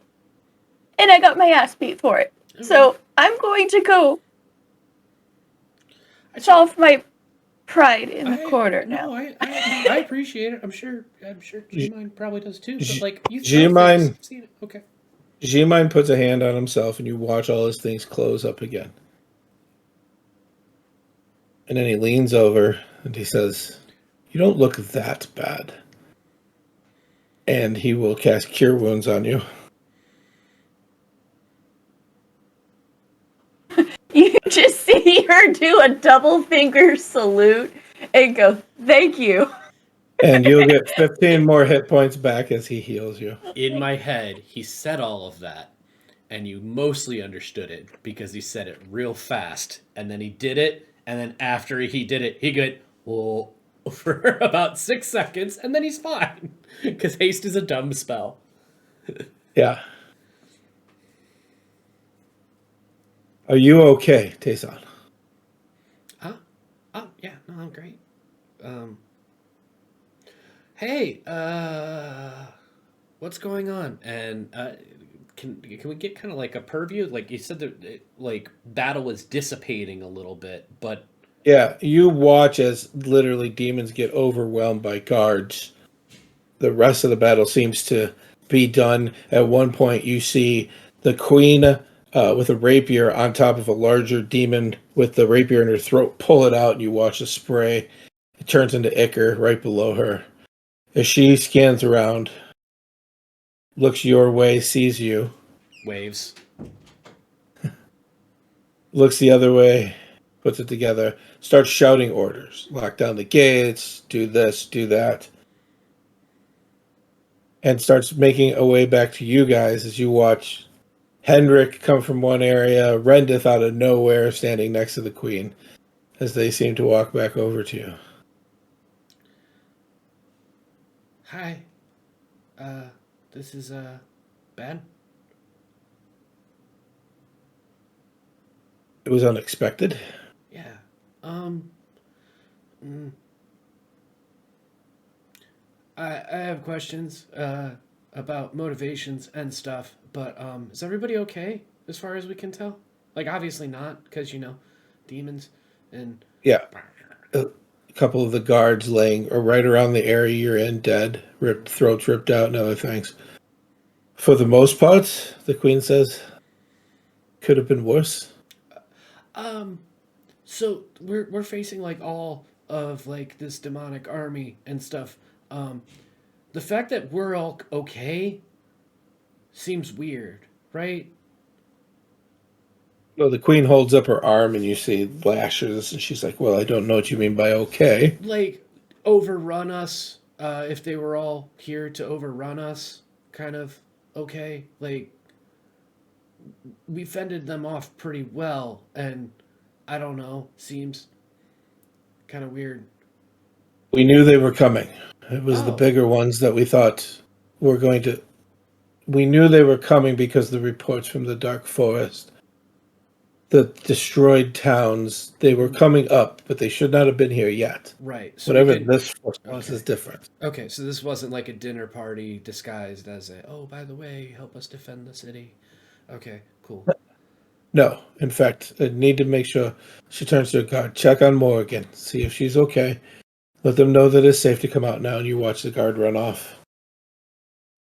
It's probably not safe to be in the streets. Okay, I was hoping that wasn't some kind of like distraction and, oh, the end is actually coming because, no, this was just shitty, bad stuff. Okay, I can live with that. Unless this was just a smaller force. We lost quite a few guards today, at least. I have to get a count of the people themselves.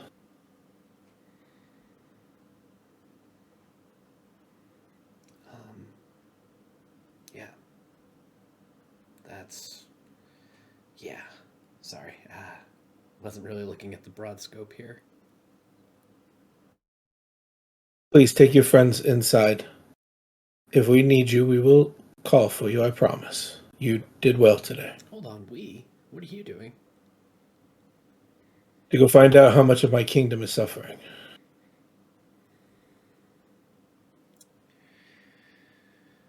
All right. Be careful.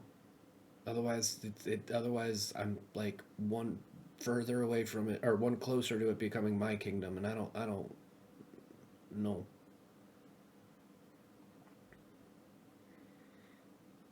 It'll be I okay. understand. We have a plan, understand. kind of. It's gonna be great. It's not gonna be great, but we'll talk later. You got things to do right now. Um, this wasn't really a dinner conversation or a middle of a battle. I'm gonna go. Okay. Do your thing.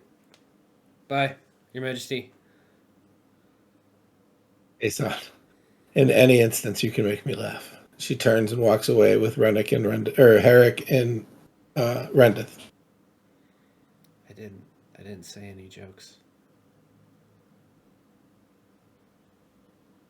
Son, you Yeah. were just a wonderful person. And sometimes you don't mean to make jokes, but what you do is funny in a wonderful, amazing way, dear. I feel like that's a really nice way of insulting me, but not on purpose. So I'm kind of okay with it. Hey, we should go inside because it's terrible out here. G-Mine reaches down, grabs a maul, throws it away, puts the greatsword away, and goes, "Is it going to be like this all the time with you? I'm super happy I've got this assignment." You know, I was about to say no, but then I thought about it. I was like, no, we run into like a lot of No, hey, Jason. yeah, we're inside, everything's fine, and then it's not. Outside is bad. Sometimes we go places and they're angry dogs. Sometimes the angry dogs are on fire. So I mean, like, no, it's that Yeah, checks this out. is pretty par for the course with us. Holy cow! Now I think about it. Yeah. Okay. Yeah. Sometimes they eat our fucking pets. Yeah, but then they come back. It's okay. Oh, I miss them. Anyway. You start heading back into the castle, and then behind you hear a voice. Right when you're getting to the edge there. Sweet little innocent bubbly voice. Are you all okay over here? I saw you take down a big one. That was mighty impressive. And you turn and you see Ava, mace clipped to her belt, shield on her back, walking up to you. Yes. Looking Are we 100%. decently alone? Yeah. She looks Okay. 100% unscathed. So Miranda goes, "Neat trick you have. I wanted to ask you something at dinner, but I didn't want anyone to hear, and I tried to reach out to you.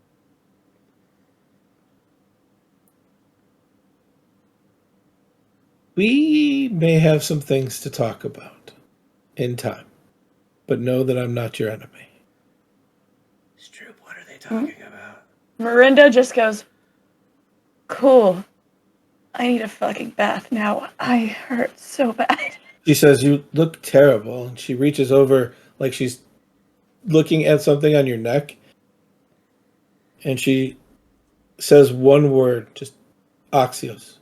And as she does, her hand glows and you get 24 more hit points back. Yes, Says that you feel better now. much. My muscles still hurt, but that's kind of par for the course when we've been traveling as much as we have. Epsom salt bath. Probably the best thing for it. It's what I was planning on doing. Thank you. Yeah. Hey, son. Yeah. At first I thought the lady had a crush on you, but now I think she has a crush on Miranda. So I don't know what's happening at all. See, you say that, but I think Miranda has a crush on everything, so I don't really know what to tell you. Yeah, you're right. You're right. Let's just see how it plays out. Which is hilarious because Miranda has not once flirted with anything. Hold on. Hold on. Hold on. Okay, okay, the demon man, devil man, that's different.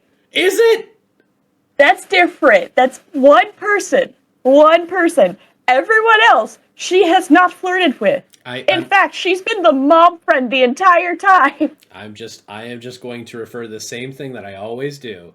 The second that you use always or never in a conversation, you've already become wrong. As she turns and she's walking away, Stroop, you say this to Tayson, and she just walks by, looks Tayson up and down and goes, "That's a very good look on you," and just keeps walking. Oh, thanks. I got it in a dream. Not a clue. What is happening? And they said we took down a big. They said we took down a big one, but like they took down a bigger one, and there was like all of us, and it's like I don't know if you're being condescending or like complimentary or whatever, but either way, I feel kind of inadequate. It's like impressive, but also like demeaning, but not demeaning, because it's like wow, Hey, like, son. I want to be their friend, but I don't. Hey, son, I think you're overthinking things. Nah. No. No. This is the right amount of thought. Let's go get you a bath. I agree with Tayson. I've never felt so small in my entire life. You guys. You want to ride on my shoulders? Plop. I love this is becoming a thing. You guys head back to Tayson's room to recover in the or do you go somewhere else? I go to the fucking bathroom and get a goddamn bath.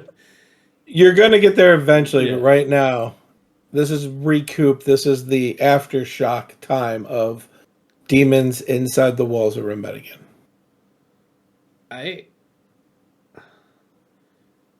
We get into the castle itself. I mean, you two of you can do whatever you'd like. I don't think Taesan could just go to his room and wait. So it's going to be a lot of like going around to other areas where people have either been brought in because they were wounded or they're hiding or whatever, and it's a lot of him going place to place and like, hey, I'm sorry, everything's terrible. Can I get you anything? Are you okay? I don't have the good hands kind of stuff, but I can go talk to somebody if you're hurt. Maybe some food. It just anything, and like literally has like a notepad. Yeah, a couple of guards are trying to get things together. There's people there to treat them, as some of the clerics have come over, and you're saying this, and most of them are saying they're good. You hear the doors open up, and Ava walks in. And she says, the queen is still walking around, but 38 citizens, 17 guards. Oof. Okay. Montera kind of just like cusses in draconic and kind of punches like something not super hard, but like, you know, just like the frustration. Something where you can express your anger without breaking your hand. Got it. Yes. She says, things are calmer now. And I promise to tell you what was going on. Is there anywhere private we can go? I don't have my pirate bed yet because we just tried to get that built today. But we can go there. She smiles at that and says, you just become more intriguing all the time. Sure, lead the way. And you walk to Taysan's bedroom. And if you remember, yeah, two cots, a big bed, big room with nothing else in it but like one dresser, one armoire, and a table. And as the door closes, she says, what do you know of my great-grandfather?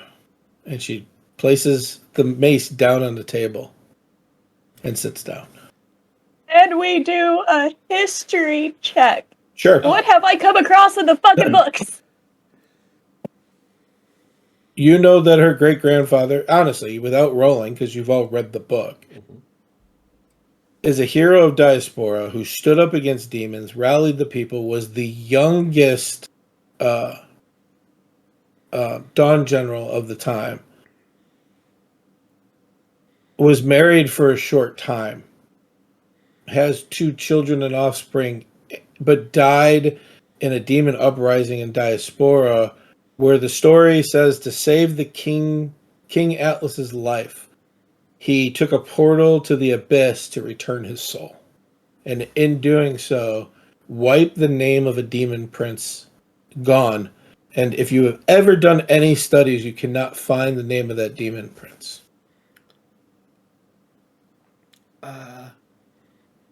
So here's the thing.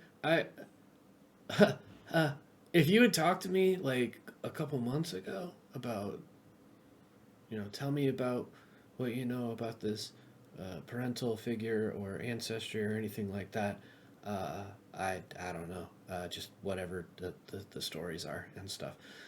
I figured out lately that's not always the case, and that sometimes the stories are different for what they actually happen to be. So, what do you know about them, and why? The is history it relevant? books. History books often inflate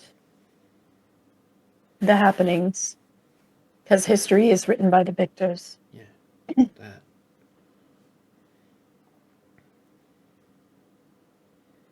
My great-grandfather was a lot like me. Dawn warriors are a sect of warrior awakened in Holdrir. But real Dawn warriors are souls created by Holdrir to, as we say, guard the dawn. She stands up and says, once in a while, one of us is unique. She says a word that seems to vibrate. You think you heard it, but it goes away as her armor just falls off with the one word. And she pulls down her robe, and you see the all-seeing eye burned into the top of her chest, the symbol of Holzmir, looking like it was branded on. But it glows with a green glow. I excel in the Dawn Warriors because I have two souls. Ava, the great-granddaughter and nobody special. In the Awakened, I was a cleric of life. Healing, teaching, comforting.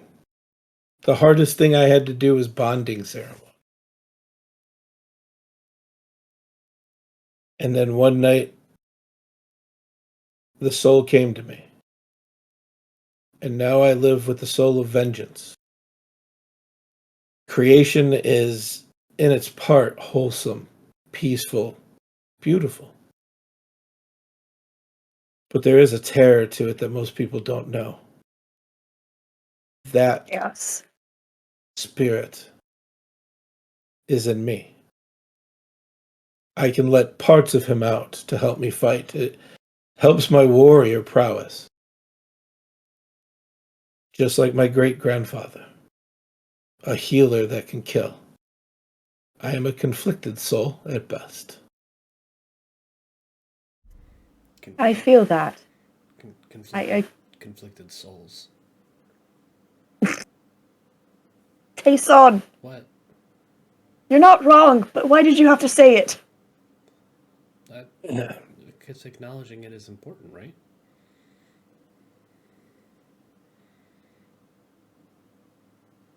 She says another word, again reverberates, sounds the same as you watch the armor go back onto her. She points at the mace on the table and says, kindness was my great-grandfather's weapon. It was made for him, born out of magic using his blood. It has been dormant for a long time. And one day in the Hall of Leaders, where his statue lies, this gaudy, awful, tall statue, she smiles. Kindness came to me. And she holds out her hand, and you watch the mace literally just zip out of existence, and into her hand it reappears. You guys just see, like, Miranda's face. She's like, I feel this. My great-grandfather had a sense of humor when he named his mace Kindness. But You he killed didn't him with kindness. That was his joke. But I guess he didn't understand how serious or real that would become. And you watch her flame wings come out in the celestial being. And the mace goes from a mace to a greatsword. The metal just changes shape. It doesn't glow. It has that same glitter magic, but it grows into a greatsword. And she says, and now the world must need a new dawn. And as she does, it's her sweet voice and then a very familiar to Montera deep male voice behind it. And then she transforms back, and the mace turns into a regular mace, and she puts it back down on the table, and sits back down. Montera just, when the reverberation happens, she goes, hello again. She doesn't respond to that. She does sit back down, and she says, but that's the real story of my grandfather, my great-grandfather. Okay, just going forward, can you talk to this spirit of vengeance? Because generally speaking, when I reach out to someone, I'm literally just trying to have a conversation with them, and it makes battle so much easier if they don't hear our plans. You know. Well, I appreciate it, but I wear plate armor. I'm not sneaking around. And no offense, but 2 voices is more than enough up there.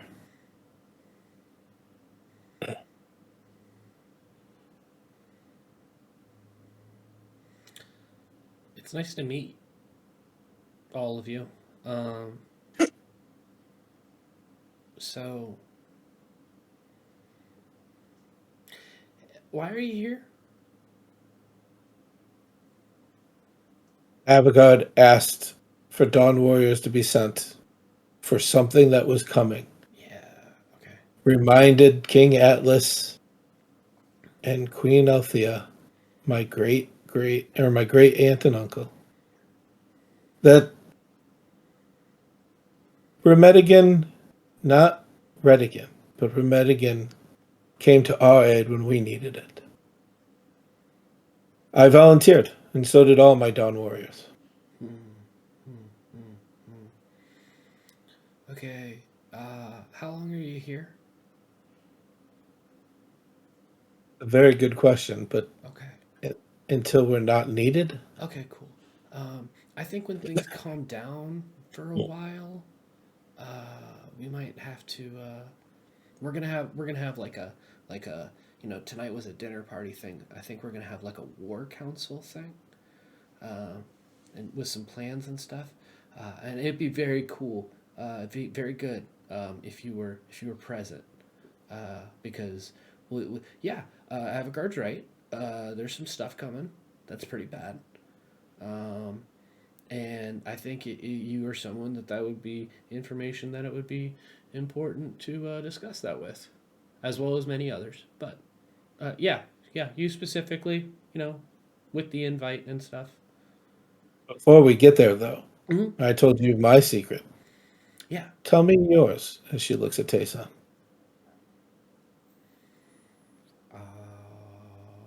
Well, I was an egg made from several powerful people and then taught to be pretty powerful with destroying things.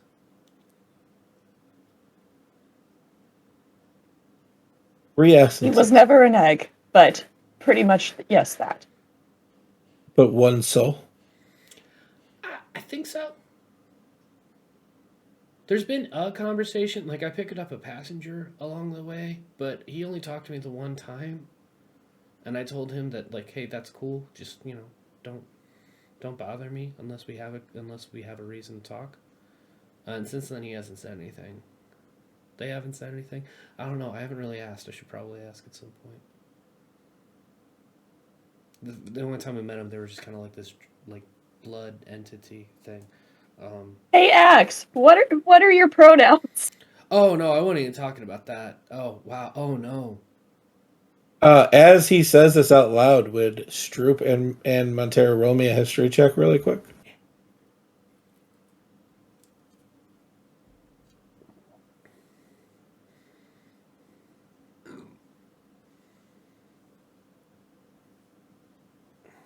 $19. I got a 4. Yeah, you're listening to this story, probably enthralled by everything that's happening. Montero, wow, that sounds like that pack demon that you guys fought with the blood and the stuff inside that cave.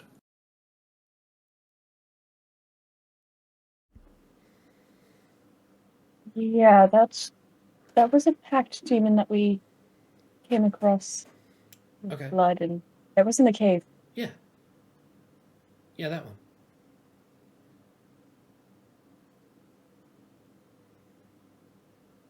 What's up?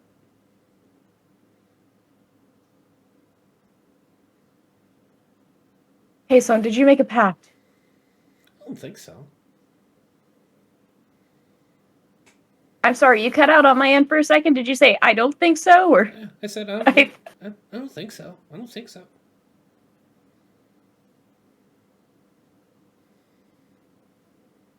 Hey, son. Yeah.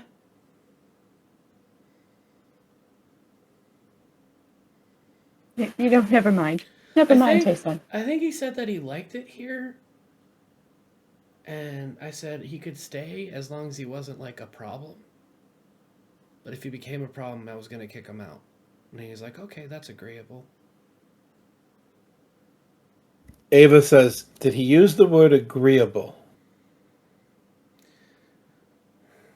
Now, see, you caught me in a bit of a pickle here because I think that this was like 3 days ago, maybe like a week ago, and Mike knows that this was months ago. So I'll tell you. Hold on. yeah, appreciate it.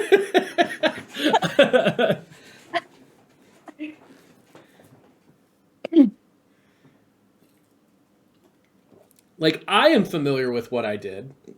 I think I worded it in a way that it was okay, but maybe not. And I guess we'll find out. Did it say the word deal or not? It's been about 2 weeks and 4 days. Okay. I mean, it's been a couple weeks. Almost 3. Man, it's close to 3 weeks at this point. I don't know. I don't. Maybe. Words matter. Sure. You may have made a pact. Right. Yes, Tayson. We don't go around making pacts with weird blood demon things. But, okay. I don't know that I did, but if I did, supposedly, I think the agreement that I made was literally if you become a problem, I get to kick you out. So, of the deals that I could have mistakenly made, I feel like that's a good deal. Did you define What on do you- become a problem to whom or what? Or Yeah, if it becomes a problem to me. that's what you said. If you Yeah. become a problem to me, I I'm think going I to said kick if you you out. become a problem, then I get to kick you out. Oh, Tayson. She kind of just pats Tayson on the shoulder. Well, hold on. So wait. Just to clarify. We're upset because I didn't do the specifics of a problem as opposed to just a problem in general, because I feel like that's harder to work around for somebody's agreement than me. Because then if they're a problem for anybody, I get to kick them out. And as far as I'm concerned, it's a problem for you too.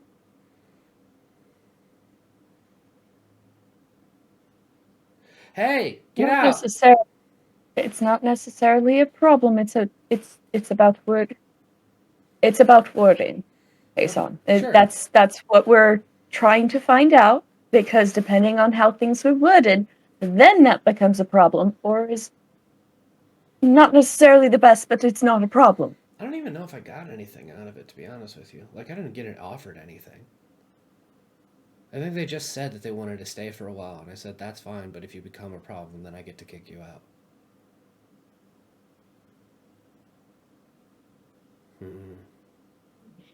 What did it say? Why does it like it here? Was there anything said about that? Oh, it said that I was strong, I think. I think that was the point. It said that I was strong. So if, given that it was a weird blood demon thing, Bob, Mm-hmm. probably the fact there's a lot of blood around us.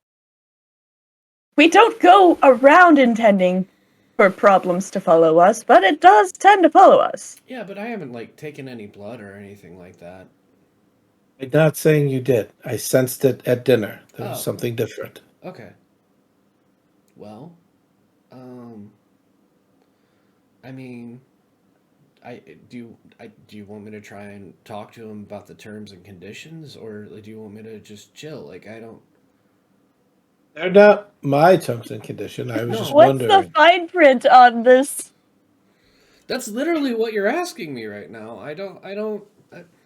I'm trying to help. Your friend is concerned, and words are important. I was trying to help Sure. kind of part out what you had done. I'm all right. You all talk about something different for a second. I'm gonna go over to a corner and I'm gonna try and have some thoughts and a conversation with my other selves. Something, I don't know. And Tayson will literally walk over to a corner of the room and just be like, "Hey, you either need to speak up, or I'm gonna have to figure out some way to cancel our contract, because I don't I need specifics here." You hear the voice. You told me to be quiet. Well, no, I said to be quiet if I got annoyed. wasn't annoyed yet. I don't actually remember. Again, it was a while back. You are always annoyed. I feel it. Anxious. Less annoyed, but okay. Like, people don't bother me. It's okay. Anyway, hey, what was our deal? Did we make a deal? You are seeking the master. I am going to help. I don't think I wanted to actually, like, did I really want to find him? Because you told me you weren't going to tell me who he was. You know who it is. Well, sure, but, like, you know. Okay, so did I agree to you helping me find the master? You did. Okay. What were the what were the dealings there? We were going to hunt Deimos, and it hurts him to say it. You can feel it. Okay, sorry. No, it's okay. We can call him the master. It's fine. And when we do, I help you kill him. Okay. If I become a problem, Okay. I leave. Okay. So, you know, because evidently words matter and stuff like that, and I entered an agreement. I don't know if we call it a deal or a pact, because again, it's like, okay, that sounds cool. But okay. What is determining a problem? And keep in mind, I'm not trying to kick you out right now. As far as I'm concerned, you've been a pretty good tenant. You know, I asked you to be quiet, and you followed that without me even thinking about it. But yeah, what qualifies as a problem? Because I feel like we both get to have some say on that. You know? According to the deal, Uh-huh. if I became a problem in your hunt for Deimos, Okay. Okay. Okay. Um, I'm gonna go back and talk to them and relay some of this information. Is that a problem? I see nothing wrong with you talking to the half-breed. Okay. So there's that. Uh, also, if you could do me a favor and avoid that kind of language in the future, because I get where you're coming from like the angel lady, but like that's also kind of offensive to me. At the same time, like I know you didn't like maybe you didn't mean it to be offensive, but your tone just kind of has like this offensive nature to it. It either way, um, cool. Feel free to speak up if there's anything relevant. Just do me a favor and don't don't abuse it. You know. Relevant information only. No, you Like can speak freely as well as definitely chime up if there's relevant information. like the attack tonight Yeah. was only a small force Oh no, to see your defenses. I was gathering something along those lines because you know like demon army. Like I brought that up before. I'm glad that was good. Okay, great. We're on board. Cool. Thank you. Appreciate it. Um, I will try to keep the lights on. You just keep paying rent, and we will find this amenable as possible. Good talk. Hey, yeah, so I made a deal.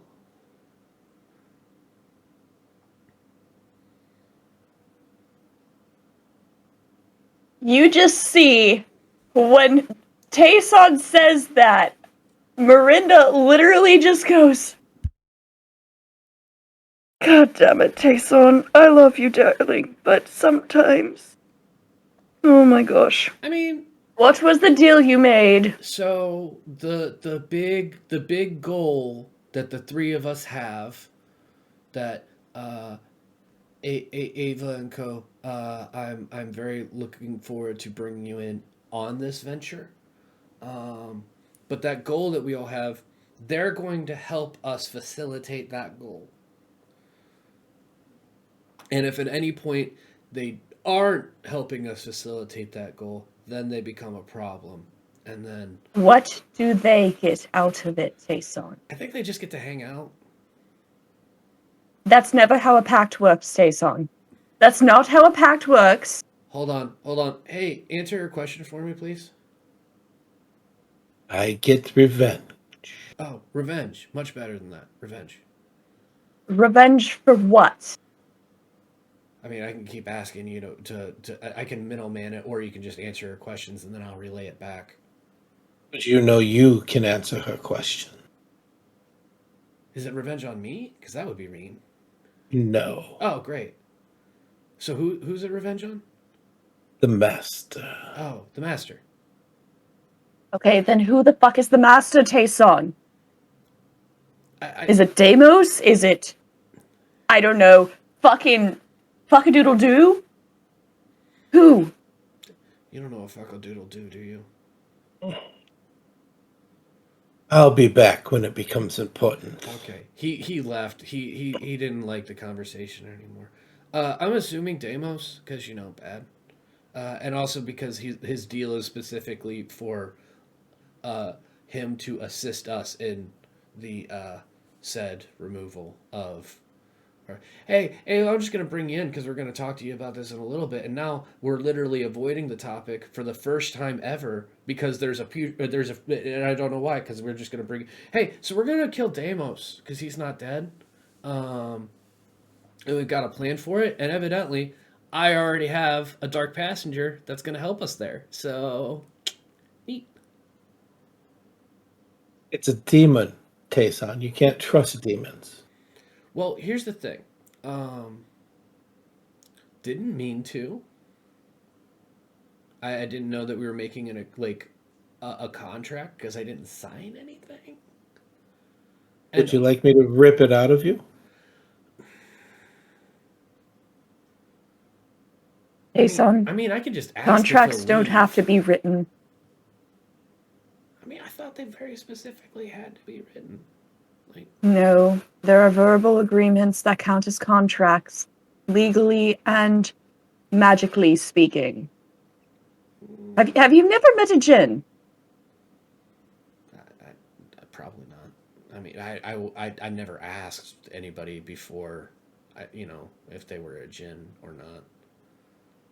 Stroop, you're into business. Like, how does that work? You know what? I don't know. Hi, help. Yeah, verbal contracts are a thing. Okay. Yeah, I'm sorry, Okay. but you're doing great. You're doing great. Okay. I think you did a good. I think I would have done it any differently. Oh. Okay. Let's see if this works. Okay. Hey, back to the relevant stuff. Do you have a name? Or something that I can call you, just in case you don't want me to call your name, because evidently names are important too. You don't hear anything. Okay, I'm going to try this again. I would like to talk about the conditions of our deal, or I'm going to let the angel lady rip you out of me. You don't hear anything. He's not talking back. Of course he's not, because now we've put him on the spot and he doesn't like where this is going. Or you said that it was relevant to destroying the master and who you hunt. Deimos returning. Little off-putting. I don't think I could rip him out of you without hurting you. Well, I think your agreement is magically binding, and I Sure. think it wants me to try so that you will be hurt. Why does it want to hurt me if it also wants to help us in the vengeance thing? It's a demon. Because it's a Tayson. demon, Tayson. Okay. I mean, here's the thing. I get it, right? Here's where I'm at. You know what? Let's just make a pros and cons list. Cons, everything you've said so far. Cool. Pros, the enemy of my enemy is my friend. The Not all devils are bad, so maybe not all demons are bad. Just saying, we shouldn't judge everybody. That's stereotyping. That's wrong. Hey, son, do know the person who said the enemy of my enemy is my friend died from one of his friends, right? Well, I didn't say he made the right friends. Okay. As much as I'm saying that this could be fine, we are all collectively saying that it's definitely not fine. So I'm not saying it's a counterbalance everything's even. I'm just saying instead of 100% all bad, you know what? I gotta have some margin for error in there. Maybe it's 2%, maybe it's 12%. I don't know. That said, we're gonna die anyway. So, I mean, technically speaking, yes. But the moment we come back from that, and if a demon's eating your soul, then that's not going to happen, Tayson. Since we're just putting everything out there because we like to talk about this in front of everybody, doesn't matter. Not my soul to give if I do the thing. Ha ha ha ha ha. Hey, son. Yeah. Outside of this very confusing 30 seconds of dying and coming back, because Sure. we all die, it's part of life. Mm-hmm. What happens when you kill the master? Oh, we haven't had a conversation about that. Don't you think that should have been one of the first things that you had a conversation about, Tayson? I did. I mean, well, here's the thing. He also killed the master. Then we have a new problem because there's no master to kill. Because we're talking about one person. So, new problem. Does he try to replace the master with himself? Like, are we going to have another threat because of him? Is he going to try and kill you afterwards? Which means we're going to there's a lot of different scenarios here that could happen, Tayson, and most of them are not good. Mm-hmm. Ava stands up. Yeah. You hear the slide a little bit of kindness as kindness goes to her hand. She clips her belt. And she starts towards the door. She turns around and says, I thought you were cute. But now I know you're just stupid. And she leaves. Okay. I knew it. I knew it.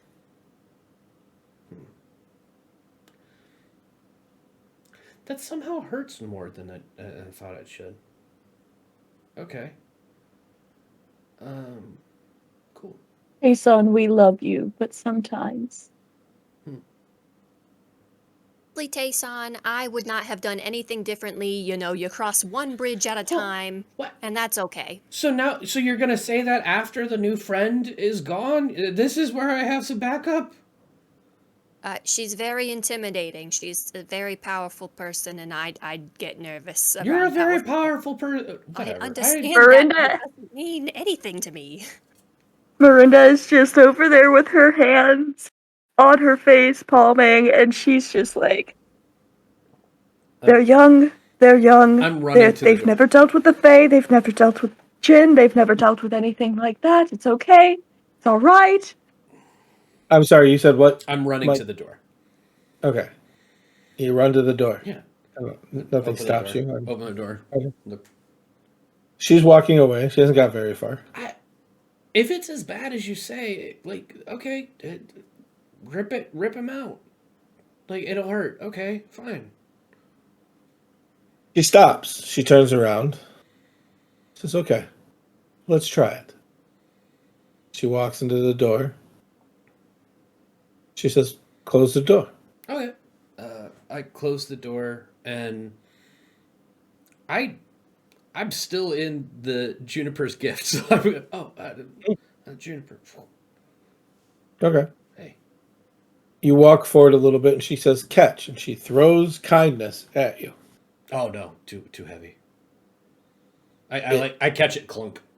It hits you in the chest, and as it does, it takes you down. Mm-hmm. And she says, just a precaution. Oh, okay. Let's try this. And she turns into an angel. You want to give me a stick or something to bite down on, or? And you watch the angel's hand reach into your chest. Mm-hmm. Pain beyond all belief from radiated heat that now is searing around your soul. That is probably tainted because of an unknowing deal you made with a demon. Mhm. And she grabs onto something and begins to yank. And you feel yourself, and now you realize kindness isn't moving the mace. And your body's pushing against this immovable force right now. And it's not going anywhere. She continues to pull. At one point, because you're Mirinda now, not Montero, I got to remember that the switch happened. Stroop and Mirinda, you watch as just the hand on the throat the angel has of this white demon, you recognize it now with the ink blot face moving around. And you hear it. And pulls. And for just a second, you watch the angel get brighter as it leans back. And then it just goes away and Ava falls backwards. It says, no, it's not going to work. And now What vengeance wants to kill the demon no matter what. I need to leave. Is there not anything I can do to assist? And she gets the sacred flames in her hand. Not without killing Tayson. God damn it. And she runs fast, walks to the door, leans back as you watch kindness come to her hand. She runs out the door and slams it. And you can hear her running down the castle floor. So now we have to figure out a way to get a demon unentangled with Tayson's soul as well. Why? Guess that's a problem for later. Why? Because that's not a good thing, Tayson. Sure, but again, based on our plan, I don't feel like I'm going to be in charge of my soul for very long anyway. It's going to be on loan based on us defeating Deimos anyway. Tayson, just because there's a high chance that we don't get out of it alive doesn't mean we shouldn't try to plan for if we do get out of it alive. I guess, but that just seems arrogant. Like, I feel like I feel like all I've done is I've gotten away with putting up the same item for collateral twice. It's either going to work or it's not. If it doesn't work, it doesn't matter which place it doesn't work. It's just going to not work.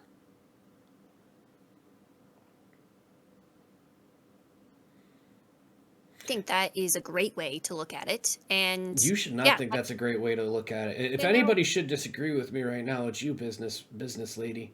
I don't have a lot of thoughts and feelings about souls right now. Oh, fair enough. Okay, I was talking about the collateral thing, not the souls thing. But the souls thing, yeah, okay, great, cool. Yeah. But, Okay. like I said, one bridge at a time. We can only put one foot in front of the other, so, Okay. You guys just see Mirinda just, cursing. She's doing a string of curses in Draconic. She's like, I love them, but oh my god, right now. I am the champion of chaos, and this is the translation. I am the champion of chaos, and I know fucking better than this shit.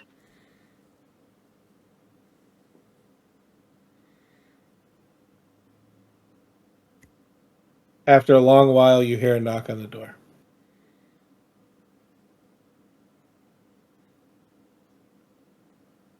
Who is it? The queen. I'm just checking on Tayson. Oh. Oh, yeah, Tayson, come on in. do you want to let her in? Yeah, man, there's a lot of people mad at me right now. Yeah, come on in. Tayson, I'm not mad at you. I'm just disappointed. Oh, I wasn't even talking about you. I was talking about Ava. I was talking about Ava's friend, and I was talking about my tenant. I'm sorry.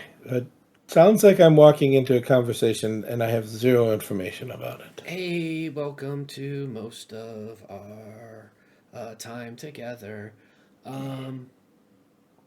Yeah. I'll tell you what. Why don't we talk and you go first with all of your stuff, and then we'll go with all of our stuff, and then it'll be all of our stuff, and then we'll figure out what we're gonna do with it, okay? Hey, son, it was a demon attack. Yeah. If you're processing it terribly, it's fine. Oh no, A lot of people are still shook. I'm totally fine. Again, that was a smaller like force of the demon army to see what our defenses were, to kind of like plan a more full fledged assault later. I kind of thought that in the first place, but now I had it confirmed. Um, but yeah, I'm concerned on how you know such a thing. we will get to that. But first, your stuff. How are you?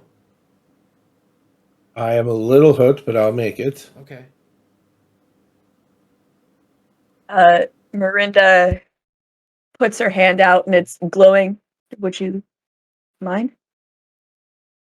I'm fine. If you want to help, there are a ton of people injured that need the healing more than me. Plus, I kind of like scars. All right. Suits you. Gives you a new place to like accentuate makeup. You know, like war paint, but like it actually goes with the line. It's pretty cool. Okay. So if you're done, if you have nothing else,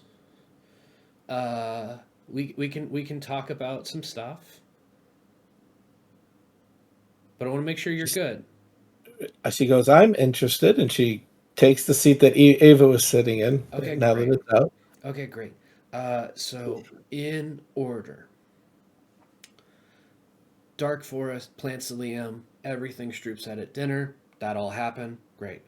After that, leaving Dark Forest, fought something in a cave, thought we killed the thing. Couple days later, thing started talking to me. Evidently, I made a deal with it. I don't think I made a deal because that's not how contracts work, but that's fine. But the thing wants to help us kill Deimos and get revenge. So there is that. Hold on, gonna keep going because if I stop, then we're gonna get stuck. But thing, I need to know thing. Dang it. I don't know. What'd you call it, Miranda? Sorry, say that again? What did you call the thing that I made a deal with? You made a pact. Yeah. With what?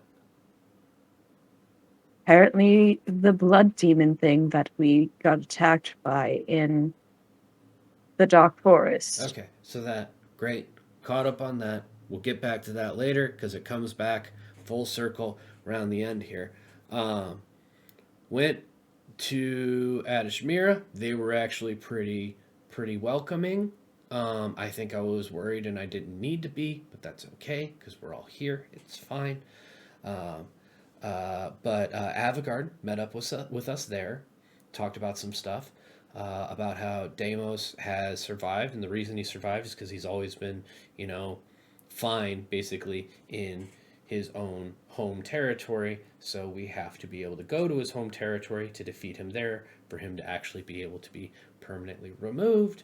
Then it was a conversation of how are we supposed to do this. So then we called Addendum, and then Addendum said, well, we've got an idea for how this could work, but if I send the three of you, meaning us three, boop, boop, boop, that it could be the end of the world if we failed, because part of it is that we have to die to go to the abyss, and he's going to make it to where basically we're going to make a deal with them, I think, basically as part of the ritual, to where if we die, our souls are bound and they are not ours unless we kill Deimos, in which case we can have him back, which is super great. So there's that. But they can send anybody that they want. We can send anybody we want as long as, they're willing, obviously. But we gotta go kill Deimos. About that. Came back here, had dinner, demons attack. Again, you already knew about that part. Ava had a conversation with her, and she tried to pull the demon out of me after we confirmed the whole conversation, and it laughed, and it hurt real bad, like a lot. I'm still a little shaky. But then she had to leave because she couldn't do it. So yeah. Tayson forgot one thing. Yeah. Ava said that Tayson was cute. But that I'm stupid. That's not relevant. Thought I was, not am. Like past tense. I disagree. You told me that words matter, and now we're not actually paying. Okay, fine. That's cool. Okay, so that's it. Some words do matter. I'm trying to stay serious to play the queen from what you just said, and I hate you guys because that was really funny. The queen says, "This is just the entire party in a nutshell." Yep. The queen stands up and says, "Is that everything?" I believe so. He turns to Posh and Jimine, who are standing in the corners. You two are okay with this? They shrug and say, "His life is his own." Jimine says, "Yeah, and we get to fight." Did you mention Deimos? I don't remember you mentioning Deimos. That we had to kill Deimos, yeah. Okay. Yeah. I get to fight Deimos. That we have to die to die for this ritual to go fight Deimos in his home territory. Yeah. Yeah. And she I was trying to remember, sorry, and then you guys made me laugh and I had to come back to it. But yeah, we get to fight Deimos. She goes, "Oh. Does anybody in this room have any sense?" Well, it's not a sense issue. It's a this is the plan that's currently proposed. Unless we've got another plan. Yes, unless we can come up with something better. Obviously, this is not our preference. We would prefer not to have to do it this way. Oh. But so far, this is the best thing that we've got. Oh, hey, the ward is in Adashmira. They're fighting demons. Also, Adashmira is trying to find the dwarves of Gratispar. So, there you go. The dwarves and their hiding spots are the least of my concern. Us in the middle of a demon uprising and you having a demon end you, Tayson, do you understand what kind of position you put me in? Well, I mean, again, the demon's whole thing is that they are going to... They have to, kill Deimos. That's their entire thing. Sure. If it was a devil, I would agree. Devils have to follow the words that they say. It is part of what a devil is. So wait a second. A demon doesn't have to follow any of the agreement that they made? Demons are chaotic at best. So then why do I have to follow any of the things that I said? Chaos doesn't claim them. They are just liars and thieves and beggars. But then there's no agreement. You guys are talking to me about how it's a contract. I didn't sign anything. But also, the words that are there matter, but they also don't matter because they don't have to follow any of it. So why am I following any of it? It matters for you because you made a pact. However, demons, just because they've made a pact doesn't mean that they have to entirely follow it. The demon wants to destroy Deimos. Have you thought about why? It said revenge. Right. And then what? It takes the mantle of a demon god? It pushes its own power above the others? How do you know it's not relaying information back to the other demons, listening through your ears? Why do we all think that I'm going to survive? Why do we all think that this is going to be something that is relevant? Not about survival. It's about fighting the right fight so that you are there when you are needed. Exactly. I'm going to be completely honest. I didn't realize that I made a deal because he was talking to me. I thought he was already kind of in my head. So the idea of him staying there didn't seem like a real big issue. This is kind of on me. We were fighting and I kind of absorbed him in some way. I stopped him from doing stuff to hurt us all. So I thought he was already kind of a resident and I was just telling him he could continue to stay, not him asking me if he could move in. Fine. Let's look that over for a second. Yeah. What's this part do you have to die to go to the abyss?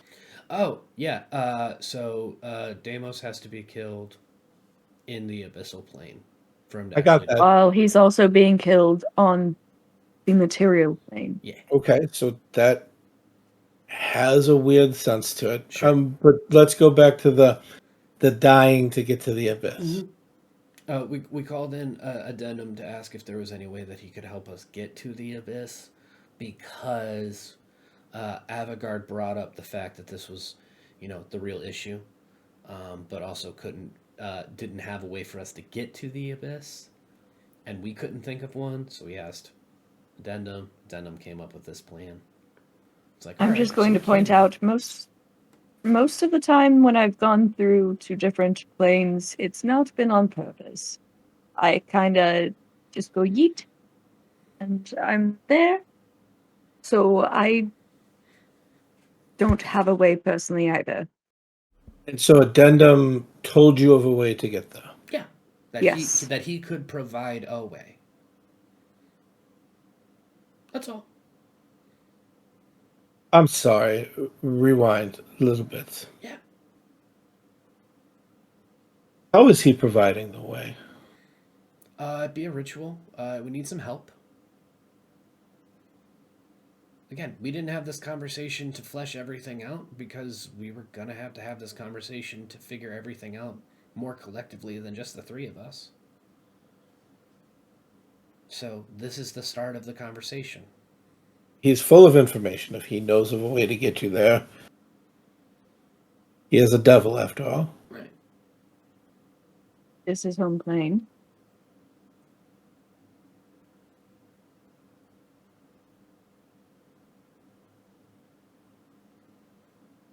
Jason, I love you.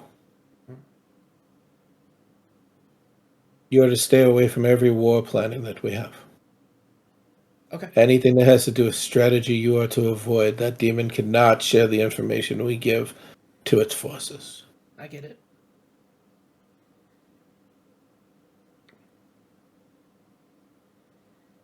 Outside of everything else, we'll handle it a day at a time. One more clarification.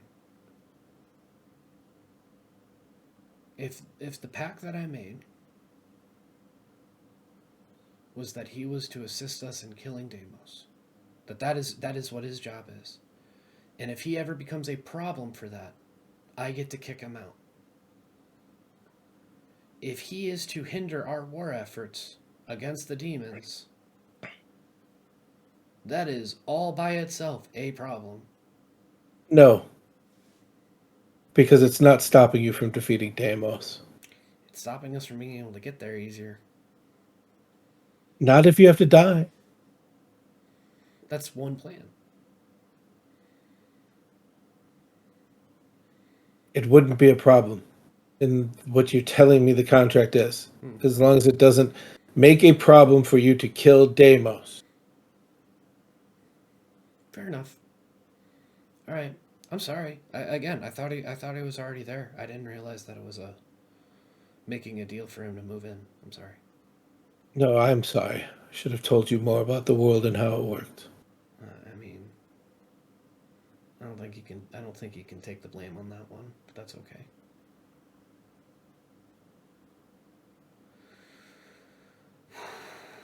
Outside of that, though, Yeah. you're safe. You're not hurt. Doing well. Okay. Anybody else? Guardian, are you okay? I could do with a sleep, but other than that, yeah, I mean emotionally you can't help with anything that I need right now, but I appreciate the offer. Where Miranda, am I needed with the wounded? the other clerics are taking care of it.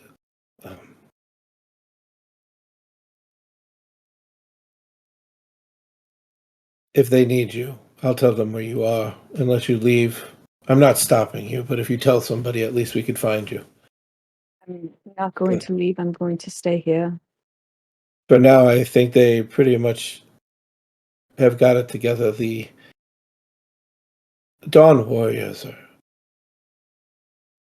brutal in combat, but they have healing that I have never seen before. They seem to be handling everything, and it's a blessing that they are here. If I ever see Avagard again, I guess I should thank her for that.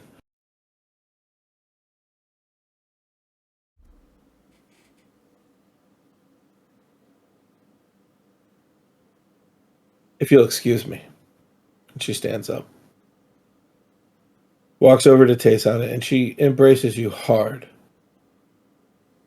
And she says, I love you, Tayson. But maybe Ava was right, and she giggles a little bit. And then she walks out.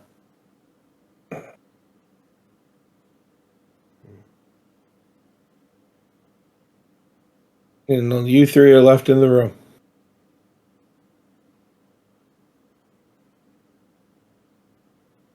If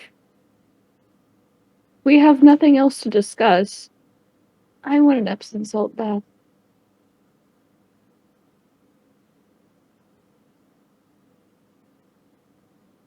I'm a little disappointed that we're probably not gonna get our pirate ship bed at this point. But fair. Yeah, you should go take a bath. You stink something awful. Look, it's not my fault that blood smells horrible and that ichor smells worse than a decaying swamp. Yeah, that's fair. That's fair. Yeah, I could kind of You use. guys should probably get a bath too, because yeah, you guys have the ichor on you too. Oh, nothing Yeah. touched me. I'm okay. Prestidigitation. Yeah. Whew, clean. I'd like a shower anyway, a bath. Yeah. Just get some alone time in. I love you guys very much, but I need to decompress a little bit. Yep. So. Very much same. Is there anything important left to be here? Pull out of this deep under the mountains. 12 dwarves sit around a table. They argue, and it's hard to hear them, and finally one slams a giant mace on the table and says, I beg you, Queen, open the doors of Gratzbar. She shakes her head. No. The High General Firewell told us what was going to happen. Staying safe, locked up until our kin are at least returned to us, is the way we have to proceed. One of them says, this is a council chamber. You don't command here. Queen in name only. She raises a hand and says, I don't challenge you on that. Our true kings and queens and the blood, we lost that a long time ago when the idiots on the surface cast away their kingdom of Adora and our kingdom underneath. We need to protect Gratzba. Clicking heels as a tall human woman walks into the room and says, my lords and ladies, don't mean to interrupt your council meeting. They all jump up. How did you find your way down here? Only Martin Firewell knew the way. She says, if there was a way, then anybody could find it. But I have a deal for you. A deal that would be helpful to Gratzba. Thank you for joining us here at Bros and Dragons podcast. It's fine. It's fine. I don't feel like it's fine. Yeah. Also, guys, can we just take a moment to appreciate Esri being a little baby in my lap right now? Good cat. The baby. I've literally got her in like a little baby hold.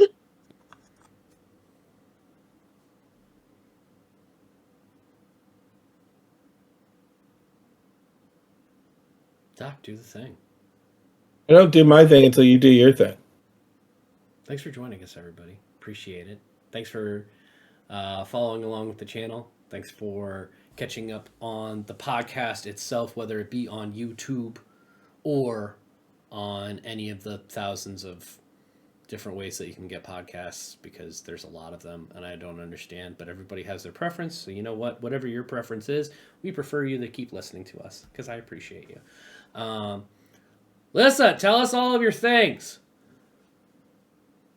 Hi. So D&D tomorrow was canceled. So one of my peoples that I play D&D with on Dead Bard Society is going to be playing Tiny Tina's Wonderland with me, and we will be on our separate channels. So you can find me here as Geek Girl Lissa, and his is Bobby Olai, and my link tree is the Stream Elements thing did it.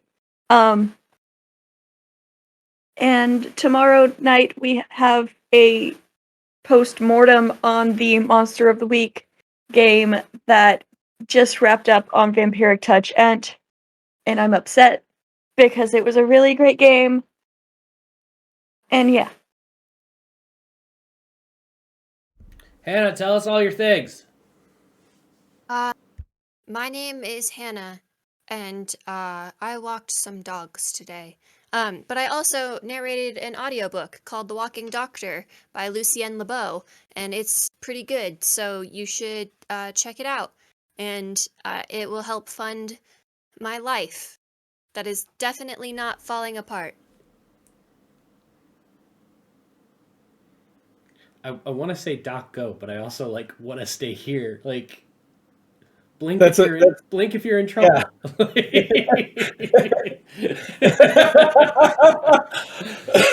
Doc, say your things. I'm here on Nerdworks Media. You can find me every Tuesday and Thursday at 5 p.m. Pacific, where I do different things, including Fishing for Fish or Doc Runs Childhoods.